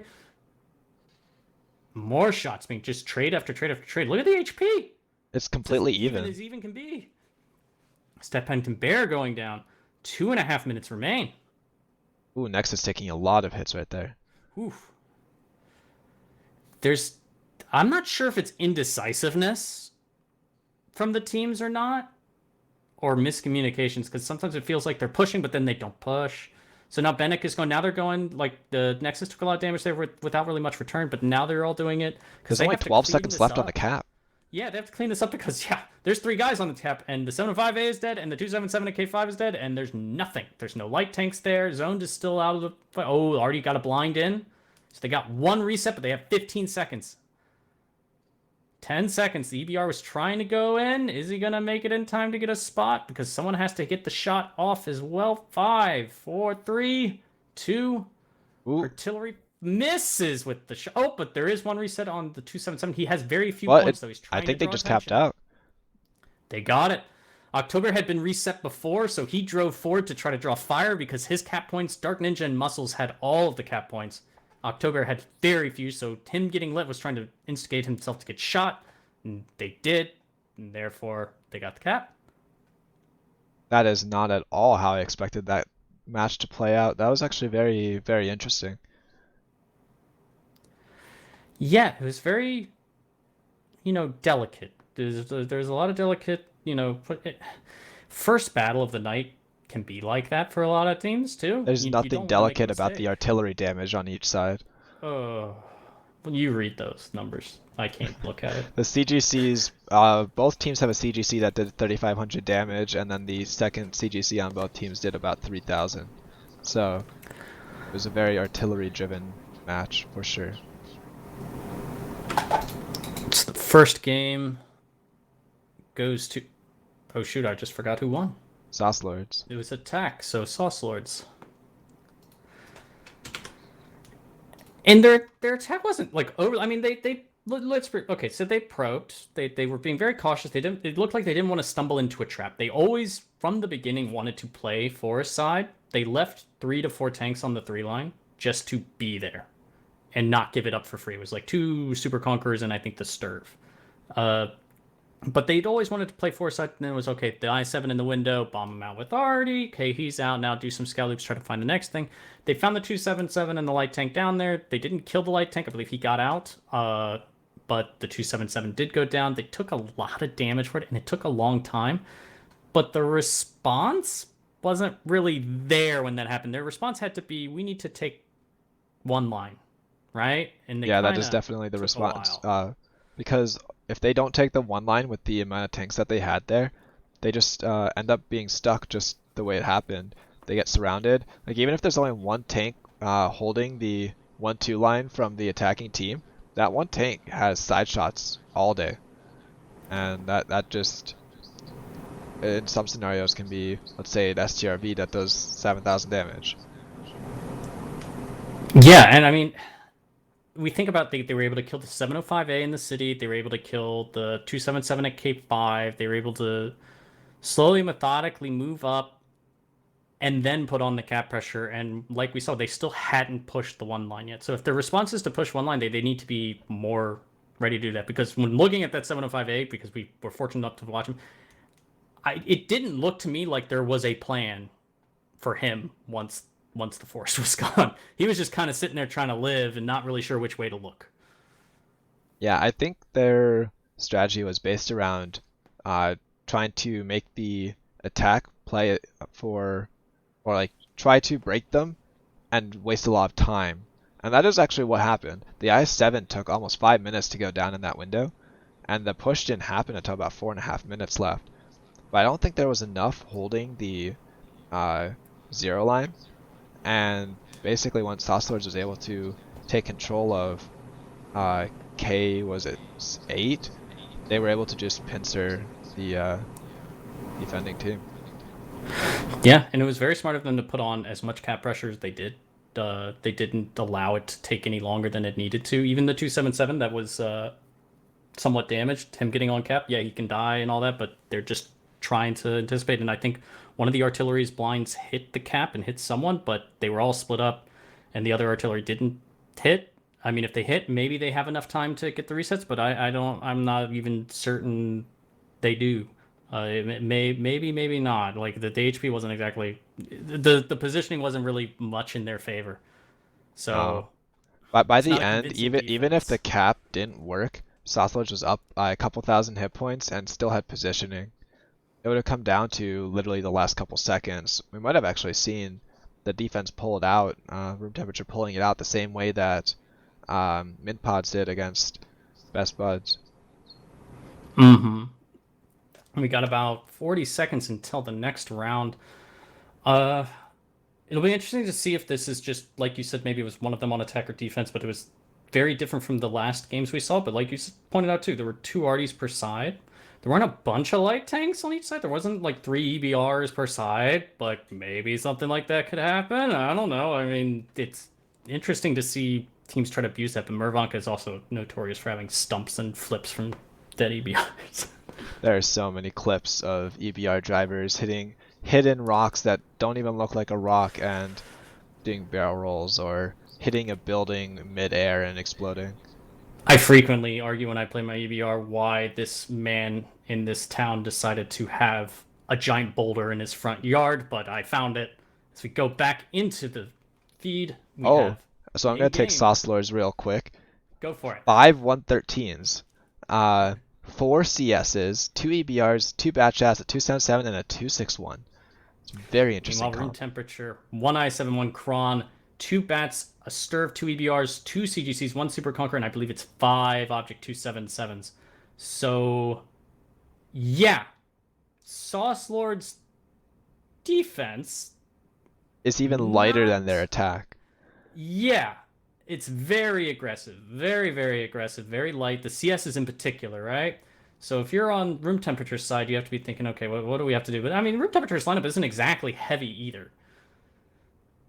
It's not particularly slow. Can see Sauce Lord's going for that. Actually, I kind of was going to call this. They're going to go for the city play with the forest follow up with heavy tanks, fast heavies. They want to take the 7 line immediately.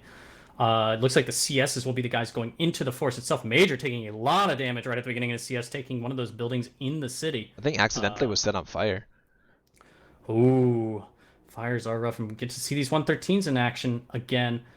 Very powerful vehicles, no longer in the tech tree. Very But you good gun can depression get over the them. sides. They're actually easier to get than tech tree tanks at this point. Oh, well, there you go. Langer here in a proxy position, but the push on the 9 line, they didn't find anything with their CSs, so they're just continuing on through. Potato is out there at one of the ridge lines. Oh, and Nexus goes down. We do have 2 artilleries on attack and only 1 on defense, and it's a 261 just to try to be able to move quickly and run away so he doesn't get caught. Muscles, you can see, spotting the 2 line. So once they clear that 1 line, they should immediately start some cap pressure, or they need to go back and fight decisively. But I think that they're going to be applying cap pressure really soon here. Yeah, they already have a light tank on cap. Chase getting down to a 1-shot. He is the pick tank here. He's just trying to live as long as he possibly can. Trying to spot them as long as he can, live as long as he can. December with the pick, takes 1 shot in return. And now 3 on the cap. We have 23 seconds remaining. As they start condensing in, they need to get towards this cap and in the city immediately where Bennick is to screen. How do you see this going? Are they going to be able to get the reset? We've got actually I'm maybe an just watching the emergency one coming HP. from EBR. Sauce Lords is down so much hit points, but room temperature is losing a lot very quickly. So It's a lot on the cap. This is a 100% married to the cap right now. And unless room temperature loses a lot of health here, I don't see them losing the game. It's because they can always just drive off of the cap and just take the ridgeline once the enemy's all pushed in, which is what it looks like they may end up doing because the resets are coming in. They need to not be too married. There goes the Artie shot. Because they can simply counter I push if mean, they 3 choose. seconds left. I don't think anyone will get the reset. There's one reset, but again, it's on Oh, someone who already has a lot of cap, or has already been reset a lot and doesn't have the cap points. You can see was Luxon actually shielding the rest. He was just baiting. And there it goes. So because there are kills, the game timer is continuing on. Heckler with the jump, but the game ends before he makes contact. Uh, Even so, that was actually smart. You should, if you're the defending team and you've lost that game, you should try to get the kills. If you do kill all the enemy tanks, you do win. But they're not going to do that. But he is delaying the timer so that hopefully they get a pick on tiebreaker to make it a longer attacking win. Assuming that's still the rule, I think it is. In the post game um, stats, yep, what do we have? not entirely sure. Was dropped real Oh, quick. we got closed. I But think it's what coming I back want up. to say is, um, with Sauce Lords, they've put themselves in a very precarious position playing in the middle. They were down from the beginning about 3,000 hit points, and they were never actually able to gain back that disadvantage. They were practically fighting a losing proposition the whole time. Yeah, it was an interesting idea with the attack. It should be very well telegraphed. You can do an aggressive two-line play, I suppose, but that's unlikely, right? I'm not sure what the reaction. Maybe it was the initial damage on those two CSs in the middle that slowed them down, maybe? Because I don't think they really had planned for two CSs to be at like 500 and 800 health right at the get-go. Do you? I'm not even sure what those CSs were supposed to do because they were kind of just stuck. Yeah, I'm not really sure either. Like Uh, with that sort of comp, I was actually expecting maybe like a couple tanks playing the area that they were, but the rest of them doing very, very hard forest and zero line and just completely clearing it out and just winning it. Yeah, I'm kind of surprised they didn't have something to even go back to one line. Like even if it was just a couple of like even fast tanks that would be playing that three line hill just to be there.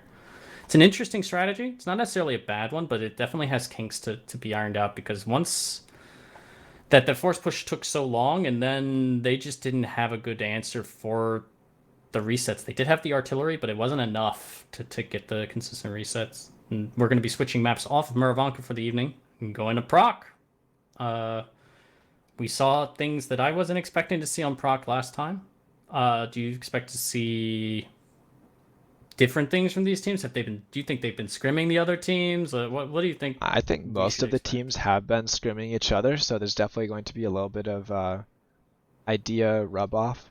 Though I will say Sosslers has a lot of very unique calling minds on that team between OP, Chase, and some of the other players like Dart Ninja.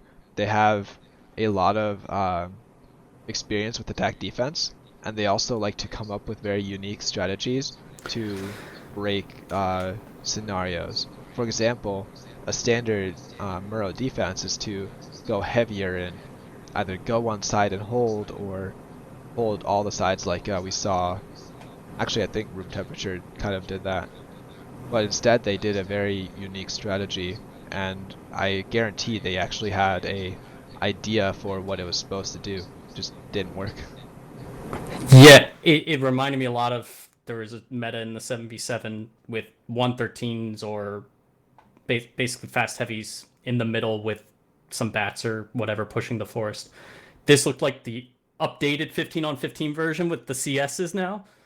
It looked like the same general principle, and especially if it catches a team off guard, it's very powerful. It can the way I always said is you grab the defending team is trying to grab the attacking team by the belt and just not let them go. They're just trying to. We always know where you are, and we're just pivoting around whichever way you go. If you decide to go two line, we're just going to pivot through forest. If you decide to go forest, we're going to pivot to forest and crush you there. Yeah, and there's definitely the difference in mentality. Defense, like you said, with grabbing the belt and holding on, like you really want to always have information on what the attacking team is doing. Because if you have tanks that are out of position, you might end up with tanks that are just free picks without even realizing it. So you want to focus on just making sure everything is spotted for the most part, and rotating constantly to accept the push or to rotate away from a push if you don't have enough tanks to actually stop it. Yeah, and they definitely, although they grabbed him by the belt, they definitely lost some tanks, right? Like those Krons and stuff getting away to the 2 line, they didn't have an answer. We got about 12 seconds till we go into the next round. Proc, will we see probably 2 arty per, if we saw him bring 2 arty per side on Murrow, maybe we'll see it on Proc as well. Proc is a good artillery map as we go into game. And right off the bat, I see double RD each side. Sauce Lords with 3 IS-7, 2277, 2 STRV, 4 Super Conquerors, double EBR, 1 CGC, 1 T92. Meanwhile, room temperature, 2 IS-7s, 1 Kron, 1 STB, 1 Batchat, 1 Sturv, 2 EBRs, 2 CGCs, 3 Super Conquerors, and 2 277s, trying to make me spit out as many different tanks as possible in a limited amount of time. So as we see the beginning, room temperature on defense, Sauce Lords on attack like we saw before, where the cap circles are, 1 on the 7 line, 1 on the 4.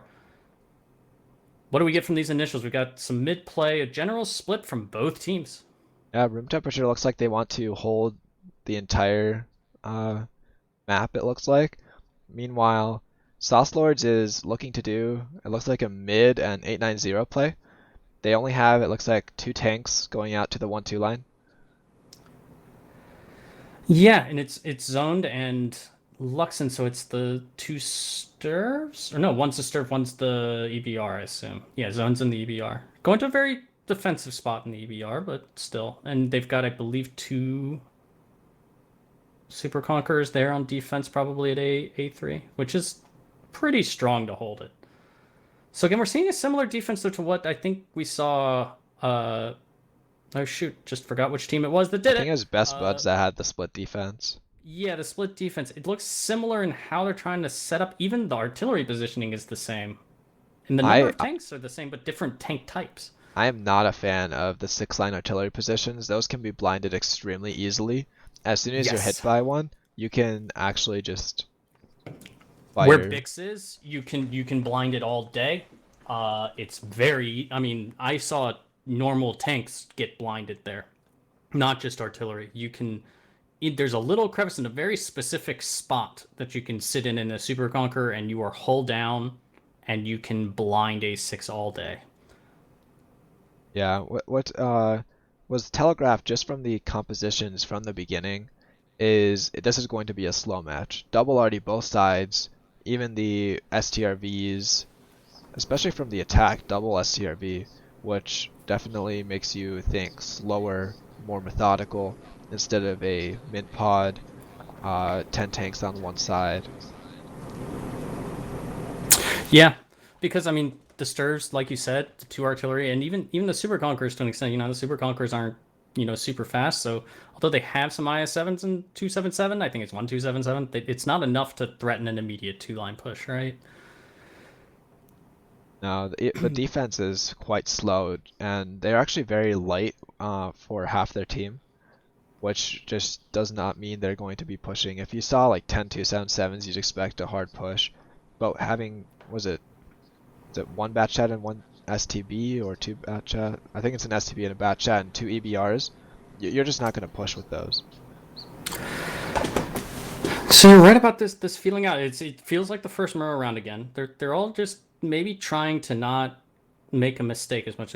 And the defensive team, most of the times actually we've seen on Proc, they've tried to stay dark. That's the expression I always used, because when we would be in comms in game, the worst thing we could say is I am not lit, because There's just well, 4 words there. You can just say I'm dark, 2 syllables. and you hear lit, and you assume that means they're lit, and if you say no, I said I'm not lit, and then you've wasted about 10 seconds in like a miscommunication. So we came up with things we would say I'm dark to say that I'm dark. So you can see where like Black Magic is, you can see where Fishy is, you can see where A8 is. They're trying not to be detected, And if they're not detected, then the enemy team has, say, 6-7 tanks that they say, well, they could all be at A2, they could all be at A6, they could all be at A0. We don't know. Was that a And it makes the attack team 678 harder. or a 578 hit on Zerail? I don't know. I try to just block it out. That's why we're saying that they're trying to stay dark, because in random battles, everyone knows that if you get spotted, you're going to receive an artillery hit or two. Same thing here, but the artillery are working together along with the light tanks, so it is a lot more coordinated and typically a lot more painful if you get spotted. Yeah, there's a lot more try not to be spotted for the next 25 seconds because our artillery isn't loaded, theirs is, and if you get lit, then you get shot at. Trying to min-max your uptime of being exposed to artillery. But at least it's more traditional now, or more consistent how much damage you take from artillery, as opposed to when it would just maybe one-shot you in any given time. But There is still not actually an pleasant. 890 push brewing for Sauce Lords. They have slowly rotated their tanks from the 1-2 line, and they're consolidating on the rails, and I expect them to try to Ooh, clear out the 789. you see where they're getting lit. They're actually, yeah, they're doing an 8-line push, so they're not going to go up and over the hill. They're going 7-8 line, which the unfortunate thing is the route they just took. Because they crossed over where the normal path is at J7, you get spotted, possibly. And I think one of them got spotted from the mid. If you go red line, it's much less likely. You can't really get spotted, and that's what they should have done. But here comes the push. Guppy is trying to run away. He knew early to get out. Stat Paddington Bear taking some hits. Guppy gets tracked. He will rep. Will he get retracked? He does not, but he's into lost. the river. And the push continues. On room temperatures up about 4,000 HP. Bunger goes down in this STRV. I'm not sure where. On the hill? I'm not sure, but you can see the 1 line is pretty much empty. It's just a couple of light tanks there. You have the tanks in the 6 line from Sauce Lords trying to make a presence known to get shots on A6. And Guppy remains alive, but he is a one-shot. He will likely die to the RD eventually. We're at the old stalemate positions. Yeah, the There's a lot of guns there. riverbed from the attacking side is just a very unfortunate position to be in, because there's only so much you can do from there. Yeah, I'm not sure if that IS-7 got put lit going up the 8 line or not. I was just trying to read the observer mod, but if I he think was, that's a problem. I think Ober was spotted going up the 8 line. He took a hit around the G8 area. I think Okay. that alerted room temperature enough that they were able to rotate stuff to the rails. Yeah, and they already had a lot of guns there too, to be fair. They were over prepared for the 6 line, or the sorry, from the 6 line position for a 9-0 push than they were for the 2 line, but now they are clearing out the 2 line. There is nothing left there anymore. Supernova is in the position where he will get picked or he'll have to stay safe. Nexus getting and Nexus goes down. Langer stays alive. But the other thing is, like you said, with the feeling out, there's 3 minutes left. This push took a long time to happen, and here comes the continued push over the top. Sapangton Bear does go down. STB and Kronwagen trying to do some hold down fights if they can pick some guns, but the Kron has 10 seconds before he's reloaded. I'm not sure if the STB is ammo racked. I think teams are just underestimating the time limit, because standard time in most battle forms is 15 minutes. In 5v5, I think it was 8. 15v15 attack defense, especially if you're bringing double artillery, 10 minutes is very short if you're going to do all this feeling, rotating, rotate back. Yeah, it's like advances in the timer, right? Like, or strongholds, like they have 10-minute timers while normal clan wars has 15. But so I thought people would be maybe, because people I feel like are more used to like stronghold metas, aren't they, than they are to clan wars at this time, or no? I'm not entirely sure. But you're right, though. I don't think that even if the push went well, there wasn't a lot of time to make it win the game.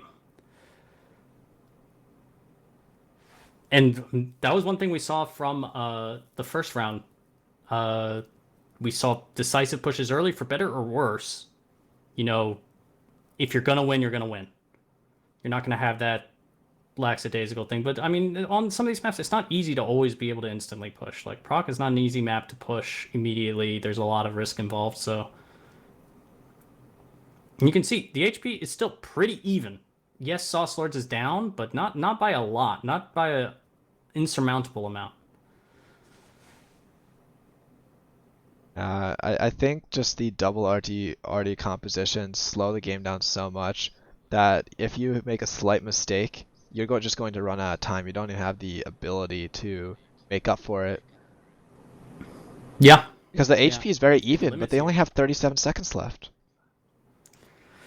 The double RD to me, it's I don't know. In my mind, it's more of a defense thing. Like if you're able to like anchor aside and use the RD for your resets or for your if they're probing thing, but you're able to be defensive enough to hold with 2 RD, that seems powerful. But if you're on attack, you have to be knowing you're breaking a hard turtle. But even like you said, like they have to be firing the whole game and hitting shots the whole time, big shots in order to make it work.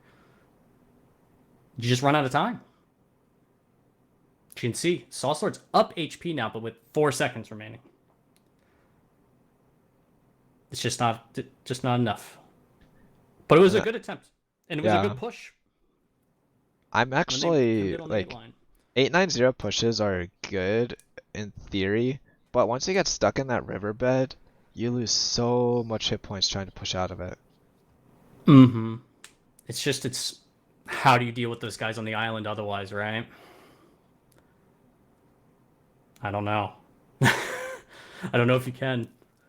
But you're right. But no teams have opted for a 2 line push because we know that's also not exactly necessarily more enticing, right? I Looking at post mean, game stats. simply enough, 2 line pushes are typically just suicide. And there's artillery, 3800 damage, 2900 damage. Just these slow games, artillery are just shot after shot, and the attacking team, like, it's just not enough time. If it was 15 minutes, I think it would be very different. 2 artillery might be a lot better. I just don't think that it's a good option for 10-minute timer. Yeah, if you're gonna bring 2 artillery, said like you have to have things very well figured out and very well honed to where it makes sense because otherwise you are and even then you're losing an extra tank for a push. So all of these specialist tanks that you bring, they necessarily shouldn't bring a stir, they shouldn't bring some of these vehicles. You just lose that extra little. You don't have enough of a fist to ball up when you do want to push into that water, right? Yeah. Let's update our scores. Oh, I got W'd now. Haven't seen that in a while. Alright, so that's 2 in favor of room temperature, I think.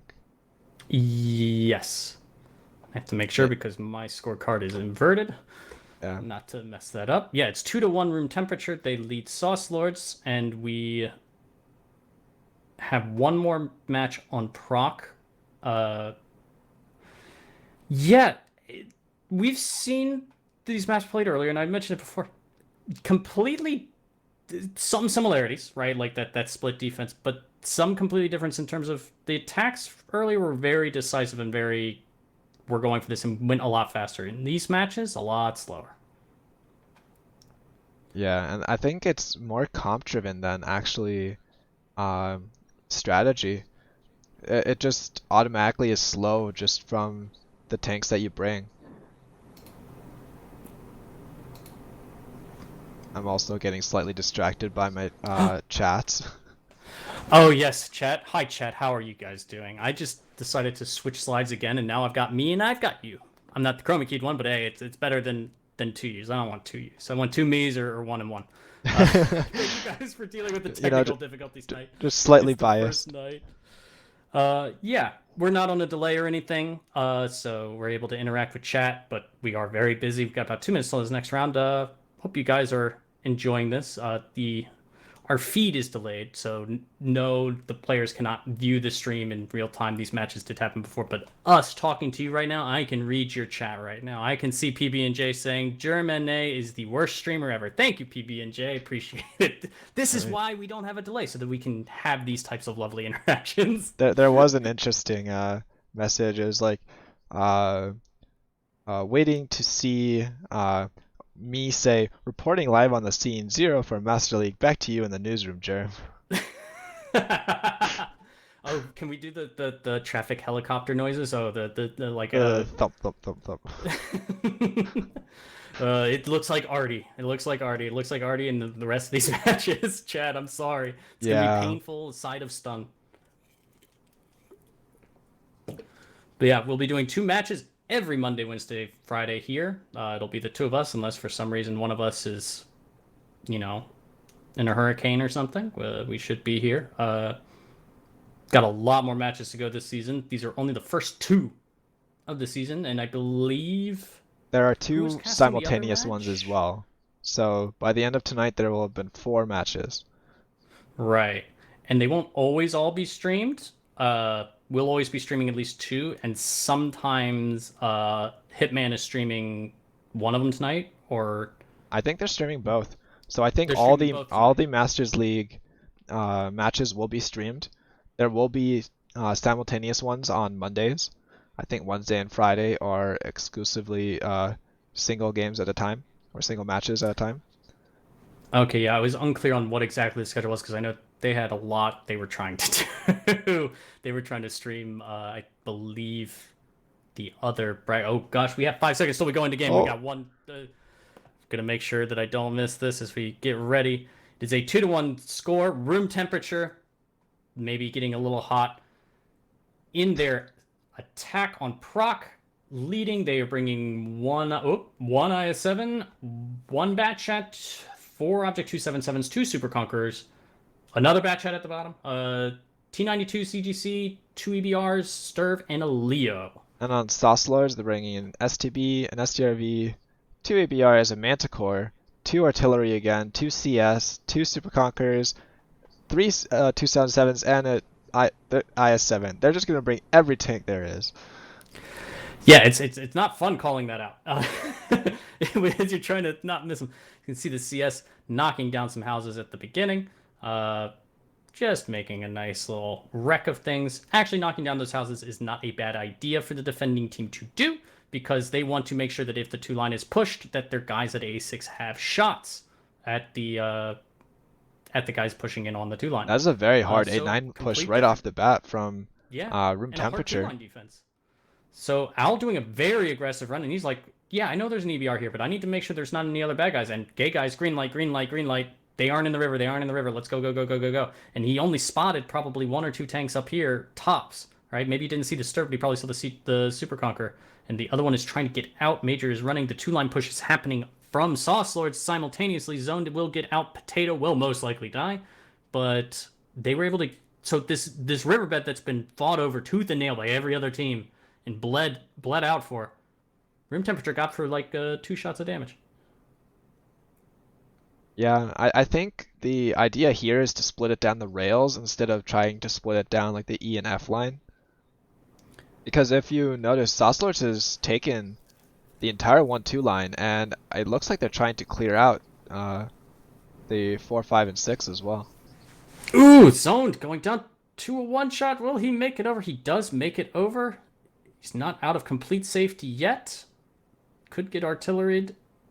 But it does seem to be a push in the north as well. Yeah, I more expected to see this on Proc, more of a split one side or the other, or you running into the whole enemy team. This is the first time tonight where we've seen the push happen, and they didn't run into the enemy team. So both teams have gotten exactly what they wanted out of it.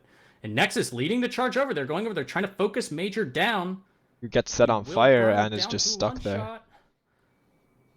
Will he get finished? He does. He wasn't able to swivel his turret enough. Bunger and his STB will remain there. These 277s are relatively safe, but they have to be careful as they drive forward. They will not be. In the cap pressure, you can see 15 seconds to Sembear trying to spot it for the artillery. The artillery fires, gets 2 resets, but now you have 28 seconds till... Oh, something died. It was Nexus in his 277. But cap continues to dwindle down. It is Batchats. 2 Batchats and an EBR on the cap, constantly moving. They need to keep spotting it. You can see the loop coming in on the rails to detect them. December does go down to a 1-shot to do it. There's 8 seconds remaining. Oh, another reset. Should be loaded. There's a reset. They're like playing with fire, letting the cap go down. Oh, but they're going to push off. They decided that they've had enough of being reset. Yeah, and they have to push off. And here's the thing: look at G1. Look at. I mean, they haven't overcommitted to this cap reset. They seem Sawsword seems to be very confident in their positioning because look, Bastion's there keeping Potato down. They have the Sturb on D2. Like they didn't send everything in, so they're in really really good positions. Room temperature is just getting whittled down. And they also Look at have the almost a counterpush in the north. 5,000 hit point advantage. Stossler is just very confident that the artillery and whatever tanks they had sent could get resets without having to send everything back. Yeah, and some of that too was them making sure they weren't willy-nilly resetting. It looked like the artilleries were spacing out their shots a little bit so that they were able to get the resets, and they also made sure to get the resets on all of the vehicles, not just a single one. And once they got the reset on all of them, it was pretty much said and done. But if those artilleries missed those shots, uh, I don't think I there was don't really think they much of would a have reset won. I plan. think what it went down to like 7 seconds at some point. Mm-hmm. Got very close. But in the end, I mean, if that's the way they practice it, I mentioned this to you. I think maybe off stream. I don't remember if it was on stream. I was like, this is how I felt like a generic defense would more or less look. Maybe the tanks would be a little different here or there, but pretty much it's just like, yeah, we've got two artillery. We're set up for a two-line push. If they push two-line, we're going to kill them.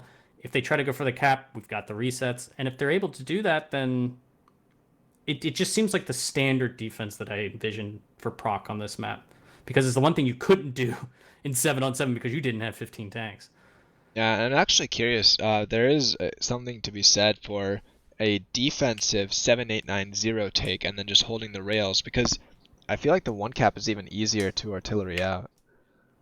Yeah, it can be. I guess it's just the risk of the North team.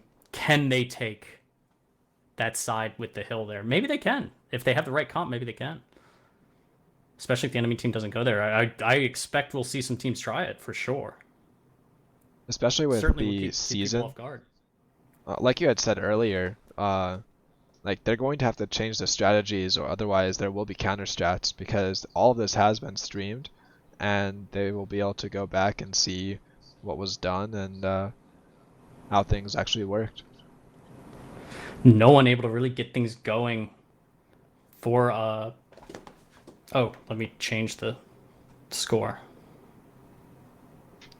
Now looking at the For post-game room stats, it's temperature. just very, very even for the entire Saucelord's team. At this We go point, into Tundra we're at next. 2-2.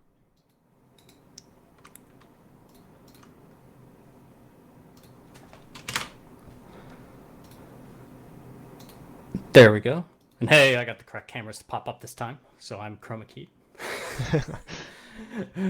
It's always a fun experience. But yeah, so the next map would be Tundra. We saw this in the first round, in the first match.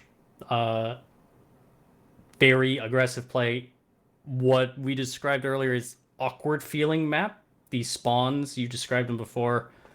In attack defense, the attacking team essentially spawns at the base of the hill, and the defending team spawns in the like northwest part of the map. And the cap circles have one in close to the basically the north standard battle one, and one in the south riverbed. There's a cap.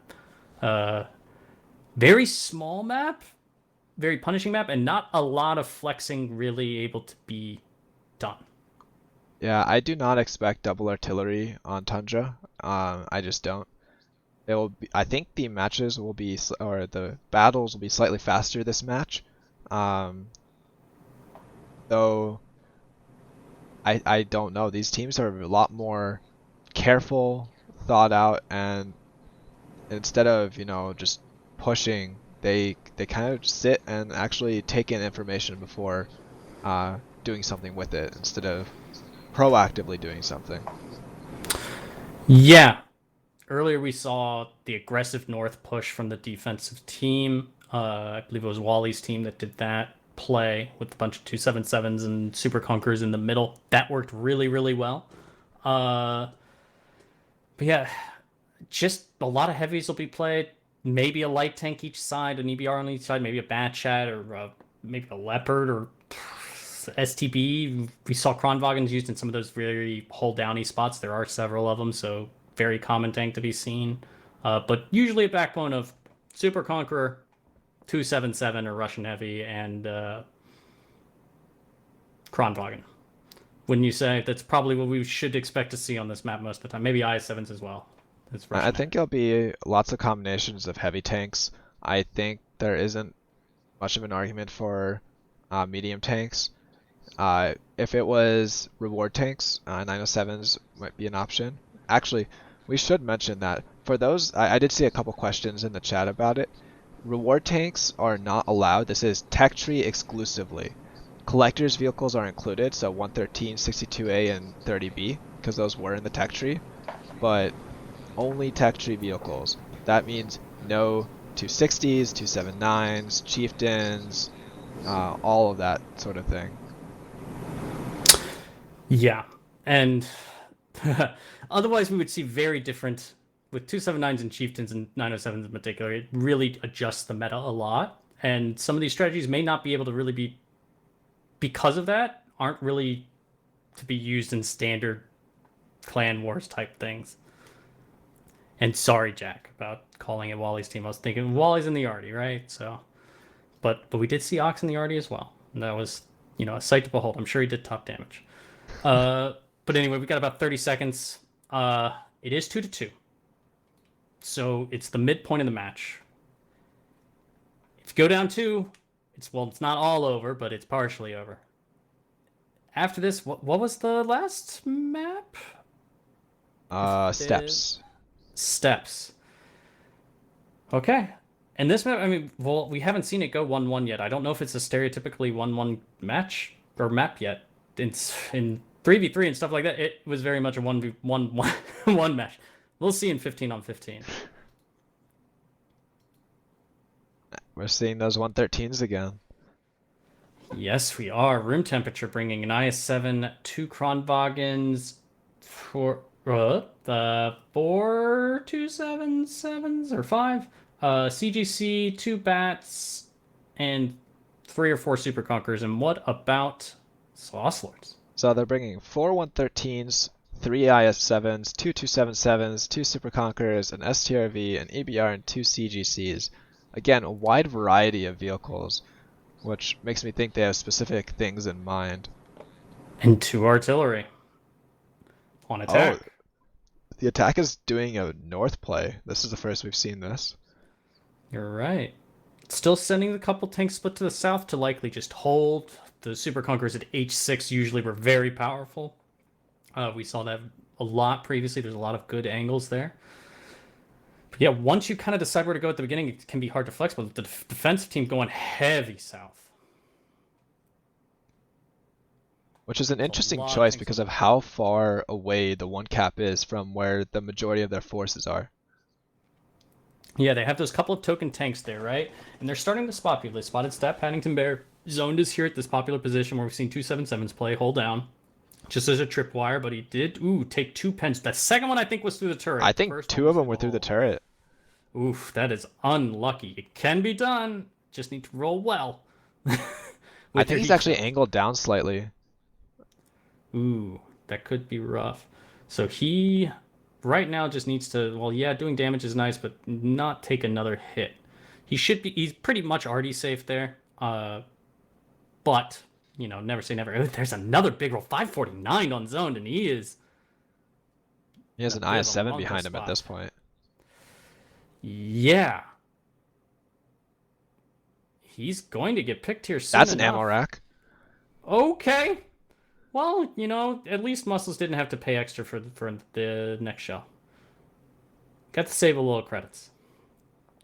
I mistakenly wasn't showing gameplay for about a minute, but anyways, I apologize for that. It happens. Well, at least they could still see our beautiful faces. Yes. Anyways, I mean, not much has happened other than the ammo rack. It's quite stationary. There is double Arty on attack, which is surprising. In theory, for those viewers, the tank was down to a one-shot after that ammo rack anyway, so it was just more of a fireworks display. And here comes the push in the north. Bunger leading it in his 113. Luxon taking a hit as he tries to retreat. Carry is running. Can see Zerial here. 113's very strong. 25-30 HP.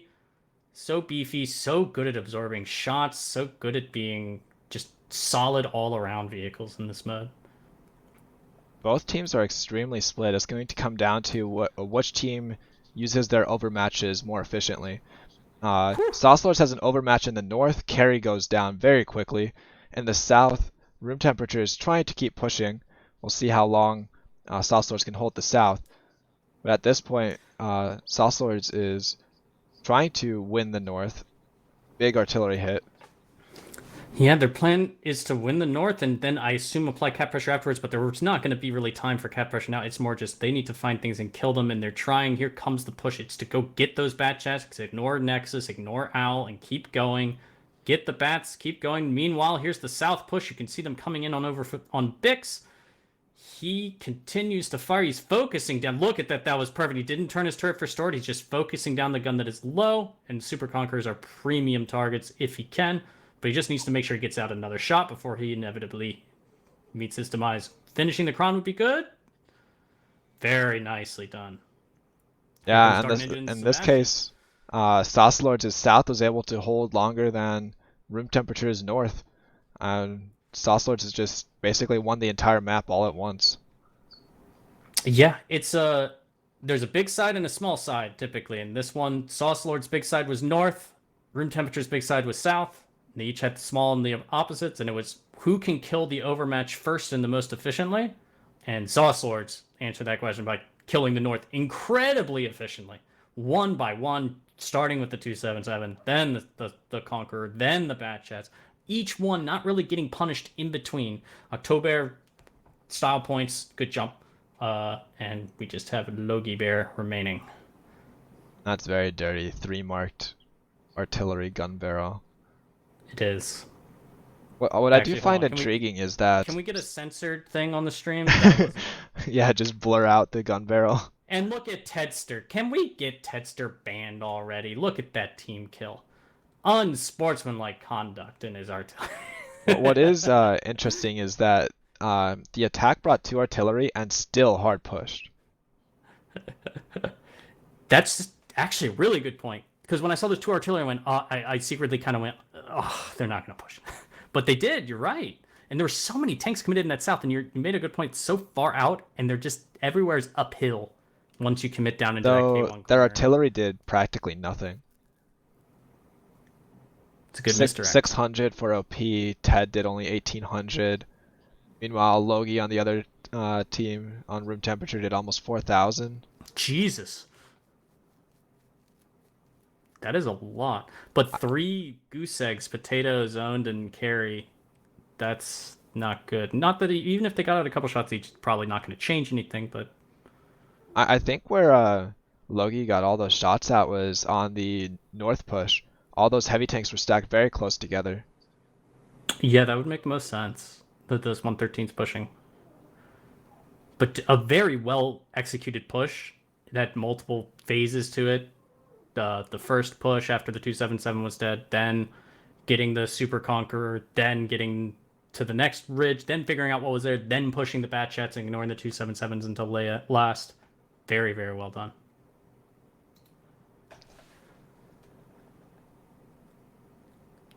Go ahead and update the score sheet. So we have a 3 to score. 3-2 score line in favor of the sauciest of lords.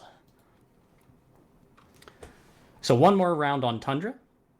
This is match point, but not match point. It's, what do you call this? This is, if they win this, they can't lose completely.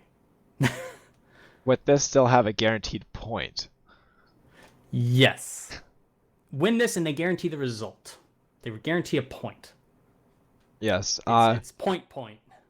And to answer a quick question, Jerm and I are actually live, like we have no delay, so we can keep up with the chat if we have time, which we have not had time whatsoever. It's just game after game. Though the matches the games are delayed. The games have occurred, I think 10 minutes ago about, the whole time. Mm-hmm. Yeah, so there's never a chance of them seeing something in-game in the round that they're currently playing. So no worries on that front. Yeah, but we can see you guys in chat. So hi guys. And we're both streaming Z on his Twitch channel at, I always forget Z it, underscore best 14. twitch.tv/Z_best_4. Right? I did it right? No, Z underscore best 14. 14. There you go. And I'm twitch.tv/Jerm_NA. We're going to be here all month. Yeah, we got 2 minutes till the next round. Is there a chance we don't see the... Actually, hold on. So Tundra is 3-0 for the attacking side. No, it is not. No, it is not. No, it is not. They 2-0 to the first one at the beginning. So no, it's not. Dang, I was hoping it was a complete attack favored map, but it's not yet. We'll see. But that was... It does It seem to be feels more more attack favored because even for the first match, Best Buds versus Minpod, the attack did seem to be doing very well. Mm-hmm. And Mintpod's defensive win Was very was very aggressive. yes, exactly. They attacked before the attacker did. Yeah. So yeah, I'm liking the tank choices. I like the 113s. We'll see if we see it again. The Super Conkers definitely have a place on this map. The Kronbogens definitely have a place on this map. There's just certain spots that the gun depression and the profile of those tanks are just superior. Another tank that I'm surprised I haven't seen very much, you only see like 1 or 2 of them. Tops per side is the 60 TP. It's a very good anchor tank. And if you It's load true. like 10 HE rounds, you'll be doing 400 damage a shot to Super Conqueror turrets. It's a very good point. That's a very good point. It and with the added HP, that's a beefy boy as well. Does Yeah. get artied pretty hard, but not harder than some of the other vehicles you're using. No, So the if Super it's able to Conqueror anchor takes somewhere- artillery hits very badly. Yes, it does. It's usually on fire. Got 10 seconds till the next round. Oh, we never did predictions on this. Oh, well, now we can't now. That's And this cheating. time I'll make sure to switch to the battle early. Okay, we'll switch to the in-game now. As we're going in, is a 3-2 scoreline in favor of Sauce Lords. Room temperature, trying to bring it back. 4 Super Conquerors, 1 Bad Chat, 1 EBR, 1 CGC, 7 277s, and 1 Kronwagen. And Sauce Lords has 3 113s, 150B, 1 E100, 2 Krons, 3 Mouse, 3 277, 1 Super Conqueror, and a CS. Now that's a very unique comp. This is Look at the I HP wasn't difference. expecting this. That's almost 6,000 hit point difference. So Tedster's in a tank. Yeah, my goodness. And it's on defense, so They only have 10 minutes to break it. Yeah, and only 1 artillery, so artillery is not going to do well. It can work. You can see the EBR going out, doing little jumpy jumps, loop-de-loops, as Zone tries to spot Haglar, OP, and Bix in their push. And we're not certain which ones got spotted, but for certain some of them did. I don't think Haglar did, but I think the trailing 2 did. So a pretty split defense, but favoring the South for sure. Well, maybe. It's actually really, There's a really very split. hard south push coming from room temperature, and they're driving into some very heavy tanks. Black Magic gets Yes, they tracked in are. front of the push. Ooh. Tracking that first tank can slow things down quite a bit. They are... This train does have a long tail, a big caboose. If they come in, they will have to focus down Haglar and the other 2. They will have a turret break situation. We've seen Haglar's position used by Kronwagens. We haven't seen a 277 there, but Haglar's job is just live as long as possible, take as long as possible, do as much damage as possible before he inevitably dies, and there goes his death. Vix and OP Hacker back up to reveal we have mice. And Potato says, ow, I don't like it. So now, Yeah, what's and the at this next move? point, Sauce Lords are just collapsing. They're bringing all their tanks in. Room temperature has, I think, 3 tanks out of the fight on the hill. Meanwhile, Sauce Lords has all their tanks in the fight within a quarter of the map. And can these tanks that pushed into the river, it almost looks like they kind of maybe overcommitted. They kind of thought it was an all-in and maybe didn't realize how many it was, and they're a little stuck and taking a lot of punish. Yeah, the here. HP's You can see the HP's even. up.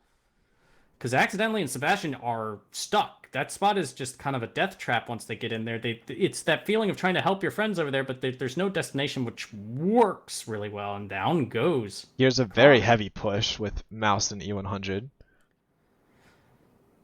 2970 E100s. We're going to see a lot of those this season. Interesting seeing the split in E100s in Mice. Maybe it's just what they had. And yeah, I mean, they're trying to focus down the guns. December taking a lot of damage there. I don't know if it's necessarily worth, though. Well, they have to do something. Because that push in the water was too... Oof. I think that was a little bit too early. They didn't realize how many tanks were out of the fight, and they got themselves into a huge crossfire. Yeah. Yeah, it was like all those tanks, there's like 5 guns where we keep talking about where the Conqueror is very strong in that H6 position. They were just farming them the entire time they were down there. Yeah, I mean, HP still basically even, and you can see the light, or is it the Batchet is in the north? Just running around, or is it the EBR? They're trying to get the isolated picks. Saucelord's down to 8,500, but room temperature's at 7K. It is neck to neck. I actually think Saucelord's is pulling it back somehow. I do. They cleaned up the south when it, like, that first poke with the Mouse taking like 3,000 damage felt a little much, but you're right. Ooh, nice shot on the cupola there by Zerial. HP still, I mean, room temperature still behind, but dang. I think this one, I think there may have been a throw. I think this actually came down to player skill. I'm not entirely sure this was anything but that. Maybe just too many bounce shots, missed shots, not focus firing in the south from room temperature, and just Saucelords did a better job. I mean, look at that, 43 HP, 163 HP, 155. You know, that's what you want to see. Yeah, with the damage spread between tanks instead of, you know, having fewer guns. We'll have to check what Tedster's damage was afterwards in a real tank and compare. Ted actually does very well in real tanks. People just expect him to only play artillery. Yeah, I know. No, if he's in an artillery, you don't want to be on the enemy team. Yeah, I know. I've been there. It's not pleasant. Spend most of the game stunned or on fire. Can see zone just kind of driving around. At this point, if your room temperature, you're about to be going down 4-2. Yeah, you'll have it. It's match point for Saucelords. Saucelords doesn't even have to do anything here. They can just sit here for another 4.5 minutes. Mm-hmm. If your room temperature, it's a good time to be like, let's collect our thoughts. Once this ends, we have like 5 minutes until the next battle starts, and we can just think it through. Make sure that we're all on the same page. We need to get 2 wins. Get 2 wins, then take it to a tiebreaker. We get 2 wins, we guarantee a point, and we can still potentially get 2. And that's a lot better than getting none. Don't go on tilt. But hats off to Saucelords. I don't know how I feel about the super heavy lineup, but I like the reactions. I did not like the water play, but then, like you said, I guess they probably just outplayed him on that corner at J1 is what it looked like. Yeah, I don't think that the strat, like, the initial setup was okay. I think they need more tanks down in, either more tanks down in K1 or just no tanks there at all. Yeah. Haglar's position was almost pointless, to be honest. Like, it was a wasted gun. I guess if they're doing that push. Yeah, exactly. And I think they're mainly defending against that push the way that Saucelords was set up. Mm-hmm. I mean, the Mice going down there at the beginning, that tells you what their plan is to be able to push back in, right? And the amount of tanks that were pre-aimed on the actual cross, because room temperature took a lot of hits on that cross. Saucelords were just putting shot after shot, but then was it Ober, Haglar, and I can't remember the third, 277. They're just caught out. And then they kind of pushed into the water. So yeah, water is wet, 4,000, along with Bennett. A lot. There's a lot of high damage. It's kind of inflated because of all the Mouse and E100s, Uh, and meanwhile, Ober with Whew! 6,600 damage Jeez. in a Kron. That is Wow. definitely just farming at that point. Bunger with 4,000. So along That with is Nova really good. 4,200. Those are all the And tanks that hey, were on that Ted corner. got 2k damage out, and he had to take the hits for the push. So I meme on Ted. The next map will be steps. So we update the scores. 4-2 in favor Sauce of Lords. Sauce Lords.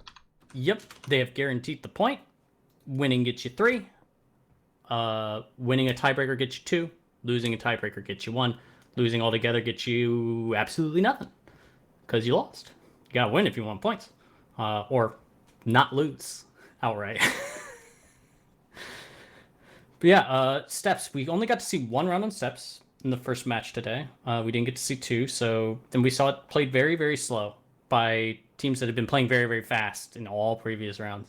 And these teams have been playing very, very slow up until Thundra. Then they played fast on both sides, to be honest. Both teams actually did, I even mean, though I it don't was know how Mouse. fast you would call Mouse. Yeah, it's true. Though that rotation to get the tanks back into the fight, which I think was actually too fast, but or at least badly positioned. Those tanks in the Yeah. riverbed for Sauce Lords, that almost cost them the game. I think they will look at that game as that's a perfect example of, guys, we won, but we really need to look at this and look at our reactions, look at our like triggers, because that was, and again, this isn't well oiled yet. There isn't a meta yet. There isn't enough practice time yet for this format. This is the beginning of the season. They'll, as the season goes on, if you're watching throughout the whole season, you'll see things develop where teams will stop doing some of those plays and start doing much more premeditated moves. Yeah, and as metas form, there'll also be counter metas trying to break what is starting to become normal. And Mm. then by the end of the season, I'm hoping to see some very unique tank lineups. Not that we haven't seen some already, but I would not be surprised to see some lineups that really make you scratch your head. Yeah, as metas develop, the one thing that you can do in World of Tanks is there are meta breakers. The old tradition that I always said was like there's the meta, and then there's, like there was always the meta, and then there were 1050Bs just kind of pushing somewhere, or 650Bs pushing somewhere. It's like, yeah, the meta is all fine and good, but like if they do this, you can get caught. And I'm not saying there's gonna be. Hey, actually, we have not seen. What did we see 150B in the last round? We saw a 50B in the last round, didn't do very much. It was the Kron that did all the damage. Yeah. Maybe we'll see more 50Bs as the meta develops, but that's a niche tank that is a big, big, big target. Yeah. Oh, my So chroma key's making you purple. I'm not sure why. Okay, hold on. Let's see this. I mean, purple's a Maybe good I color. can. Let's see. And now. Oh, now you look normal. Okay. It's fun. Tech issues are fun.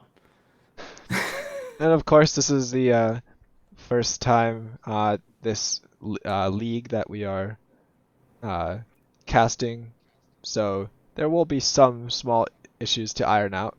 If it was perfect, then we would have been very surprised.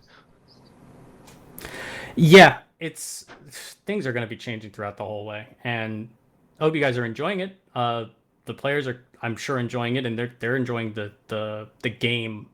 That's what I'd say, of like figuring out what to do, what not to do, what works, what doesn't work. And if you like seeing more of it, just keep tuning in and tell people you like this type of content. But we got 10 seconds till we now have a match point for Sauce Lords. If they win this, then they win. I don't know where I was going with that. Anyway, we're going Hey, into look, game. we're back to double arty. Sauce Lords with No! Room yes. temperature bringing 2-1-13s, a Super Conqueror, 3-2-7-7s. Oh, more Super Conquerors, like 3 Super Conquerors, 2 CGCs, 2 EBRs, a CS, and die 7. Yeah, and Sauce Lords with double RD, STRV, 3 bat chats. That's already interesting. EBR was at 7, 2 7-7s and a Super Conqueror. Let's go with 7. That sounds better. Yeah, it is actually 7. Dang. Okay. Yeah. This is interesting. 3 bat chats is more than I would expect, unless they are just saying, we're gonna go kill something. I think they're going to send it. With that composition, even though they have 2 artillery, it's a very send it comp. Mm-hmm. These are the type of comps that I like a lot more. Just the uniformity of it. Because the thing is, like, bringing like 3 113s, 2 277s, 2 Easy 5s or whatever, they don't get somewhere at the same time. But if you bring a bunch of 277s or bring a bunch of 113s, they all get somewhere at the same time, and you can do versatile things where the enemy can't predict it. But you're right, it is a send it lineup, and they are preparing to send it. Looks like they're all hiding at K5, 6, while they scout and try to get in intel, and then they want to send it. Aglar got hit by one of the artillery while making loops in his EBR. It looks like they were trying to see zoned off, but zone came back and did another loop, and I imagine he may have spotted them. Actually, I'm not sure. They were trying to counter scout zoned. They were all waiting for it, and then they would go. Now they're all spotted, and zoned is dead. Wow, those were all on the move shots, I think. Yeah, and only a couple needed to connect, but yep, that'll happen, and they stayed hidden that whole time, because the only reason zone is continuing going down there is there's no heavies lit. He was just being lit by the EBR, so that's fortunate that they were able to connect those shots for them. Not so fortunate for zoned. And it's a big merry-go-round.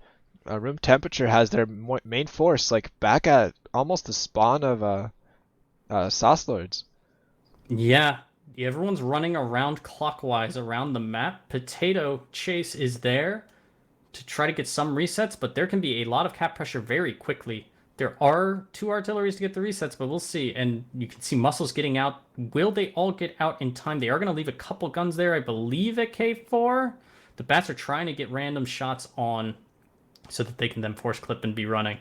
And I think that's the call. Run. They may have waited even potentially a little too long.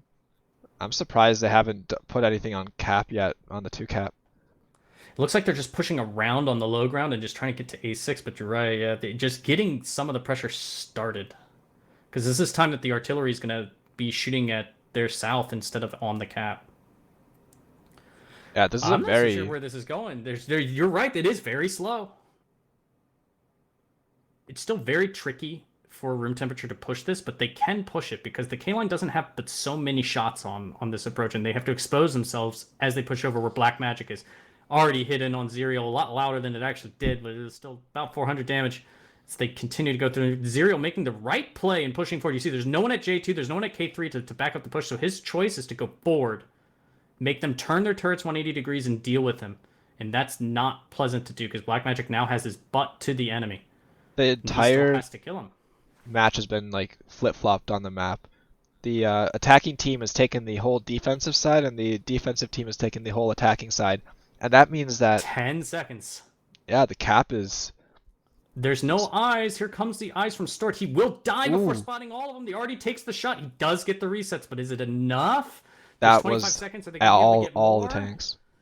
But at this point, they're down 4,000 HP and down not actually down guns, but those 2 positions in K7 and K9 are tricky for them to deal with, and their tanks have to just kind of leave them and just go to the cap. Another 20 seconds on the cap. Highly illogical is there. I think the defense may be able to stabilize this. It's possible. It's possible. Supernova's left his K-line position to try to get more aggressive in there, to try to pick Luxon if he can, or at least shoot at highly illogical. There's another set of resets. They're driving off of the cap to get kills. That's the right play. At this point, don't be married to the cap. Be married to killing them. And if they have picks, they need to take them now. The HP advantage is back up there. It's 4,000 hit points and climbing. They're going to pick this next Super Conqueror. They're just 2 split. And Owl is almost half of the room temperature's HP, if you think of it that way. And once he's down, it's just 2 Arties and Fishy, and we will see Sauce Lords with a victory, winning it 5-2. I wonder how much the callers on each side were yelling, go, go, go. Because it literally seemed like they were racing around the map instead of trying to fight each other. I think pretty much from that beginning on the move shot that killed zoned, it was go go go go go go go go. No stopping.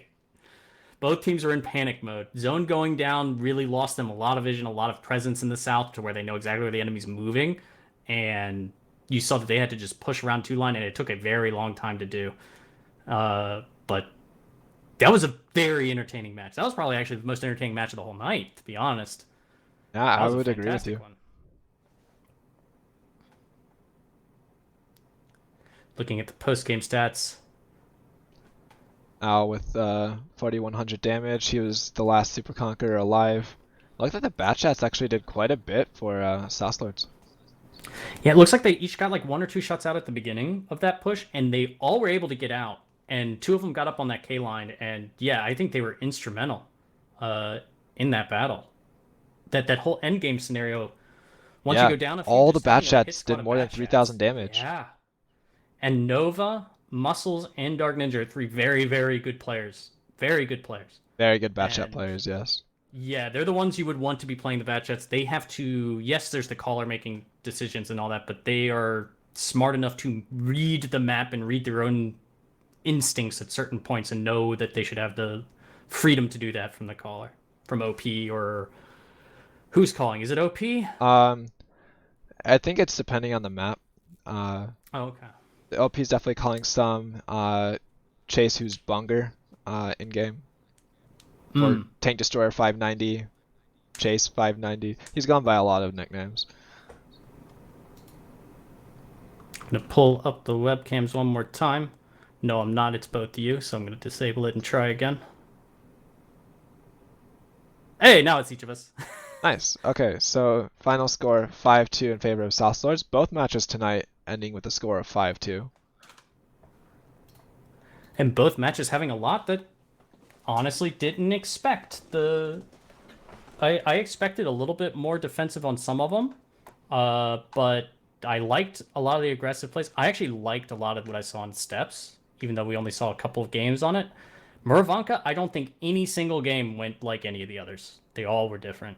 And as this meta settles, it'll be interesting to see what sticks and what doesn't. So we Yeah, get further and further in the season.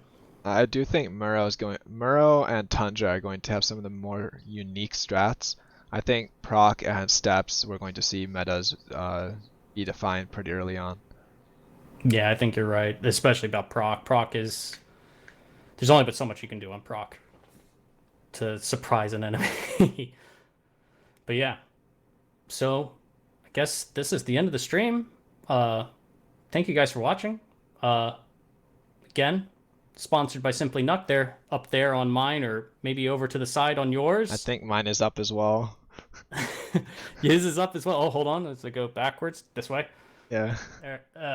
There we go. Give them a shout out. Again, wouldn't be possible without them. And thank you to you. This is my first time casting with UZ. It was a lot of fun. Through the tech difficulties and everything. Hopefully we get it all straightened out by Wednesday to be a little bit more clean. We went into panic mode at the beginning as our audio wasn't working at all right as we went live, and the clean feed had to be delayed a little bit. But hey, I think we overcame and we put on a good show. Same time on Wednesday, and hopefully the matches will be just as exciting as these. Yeah, I'd have to go look at the spreadsheet to see which ones we are casting, but be 2 matches every Monday, Wednesday, Friday, starting at 8:30 Eastern Time. We'll be here. I'm Jerm. I'm Z. Until next time. Until next time.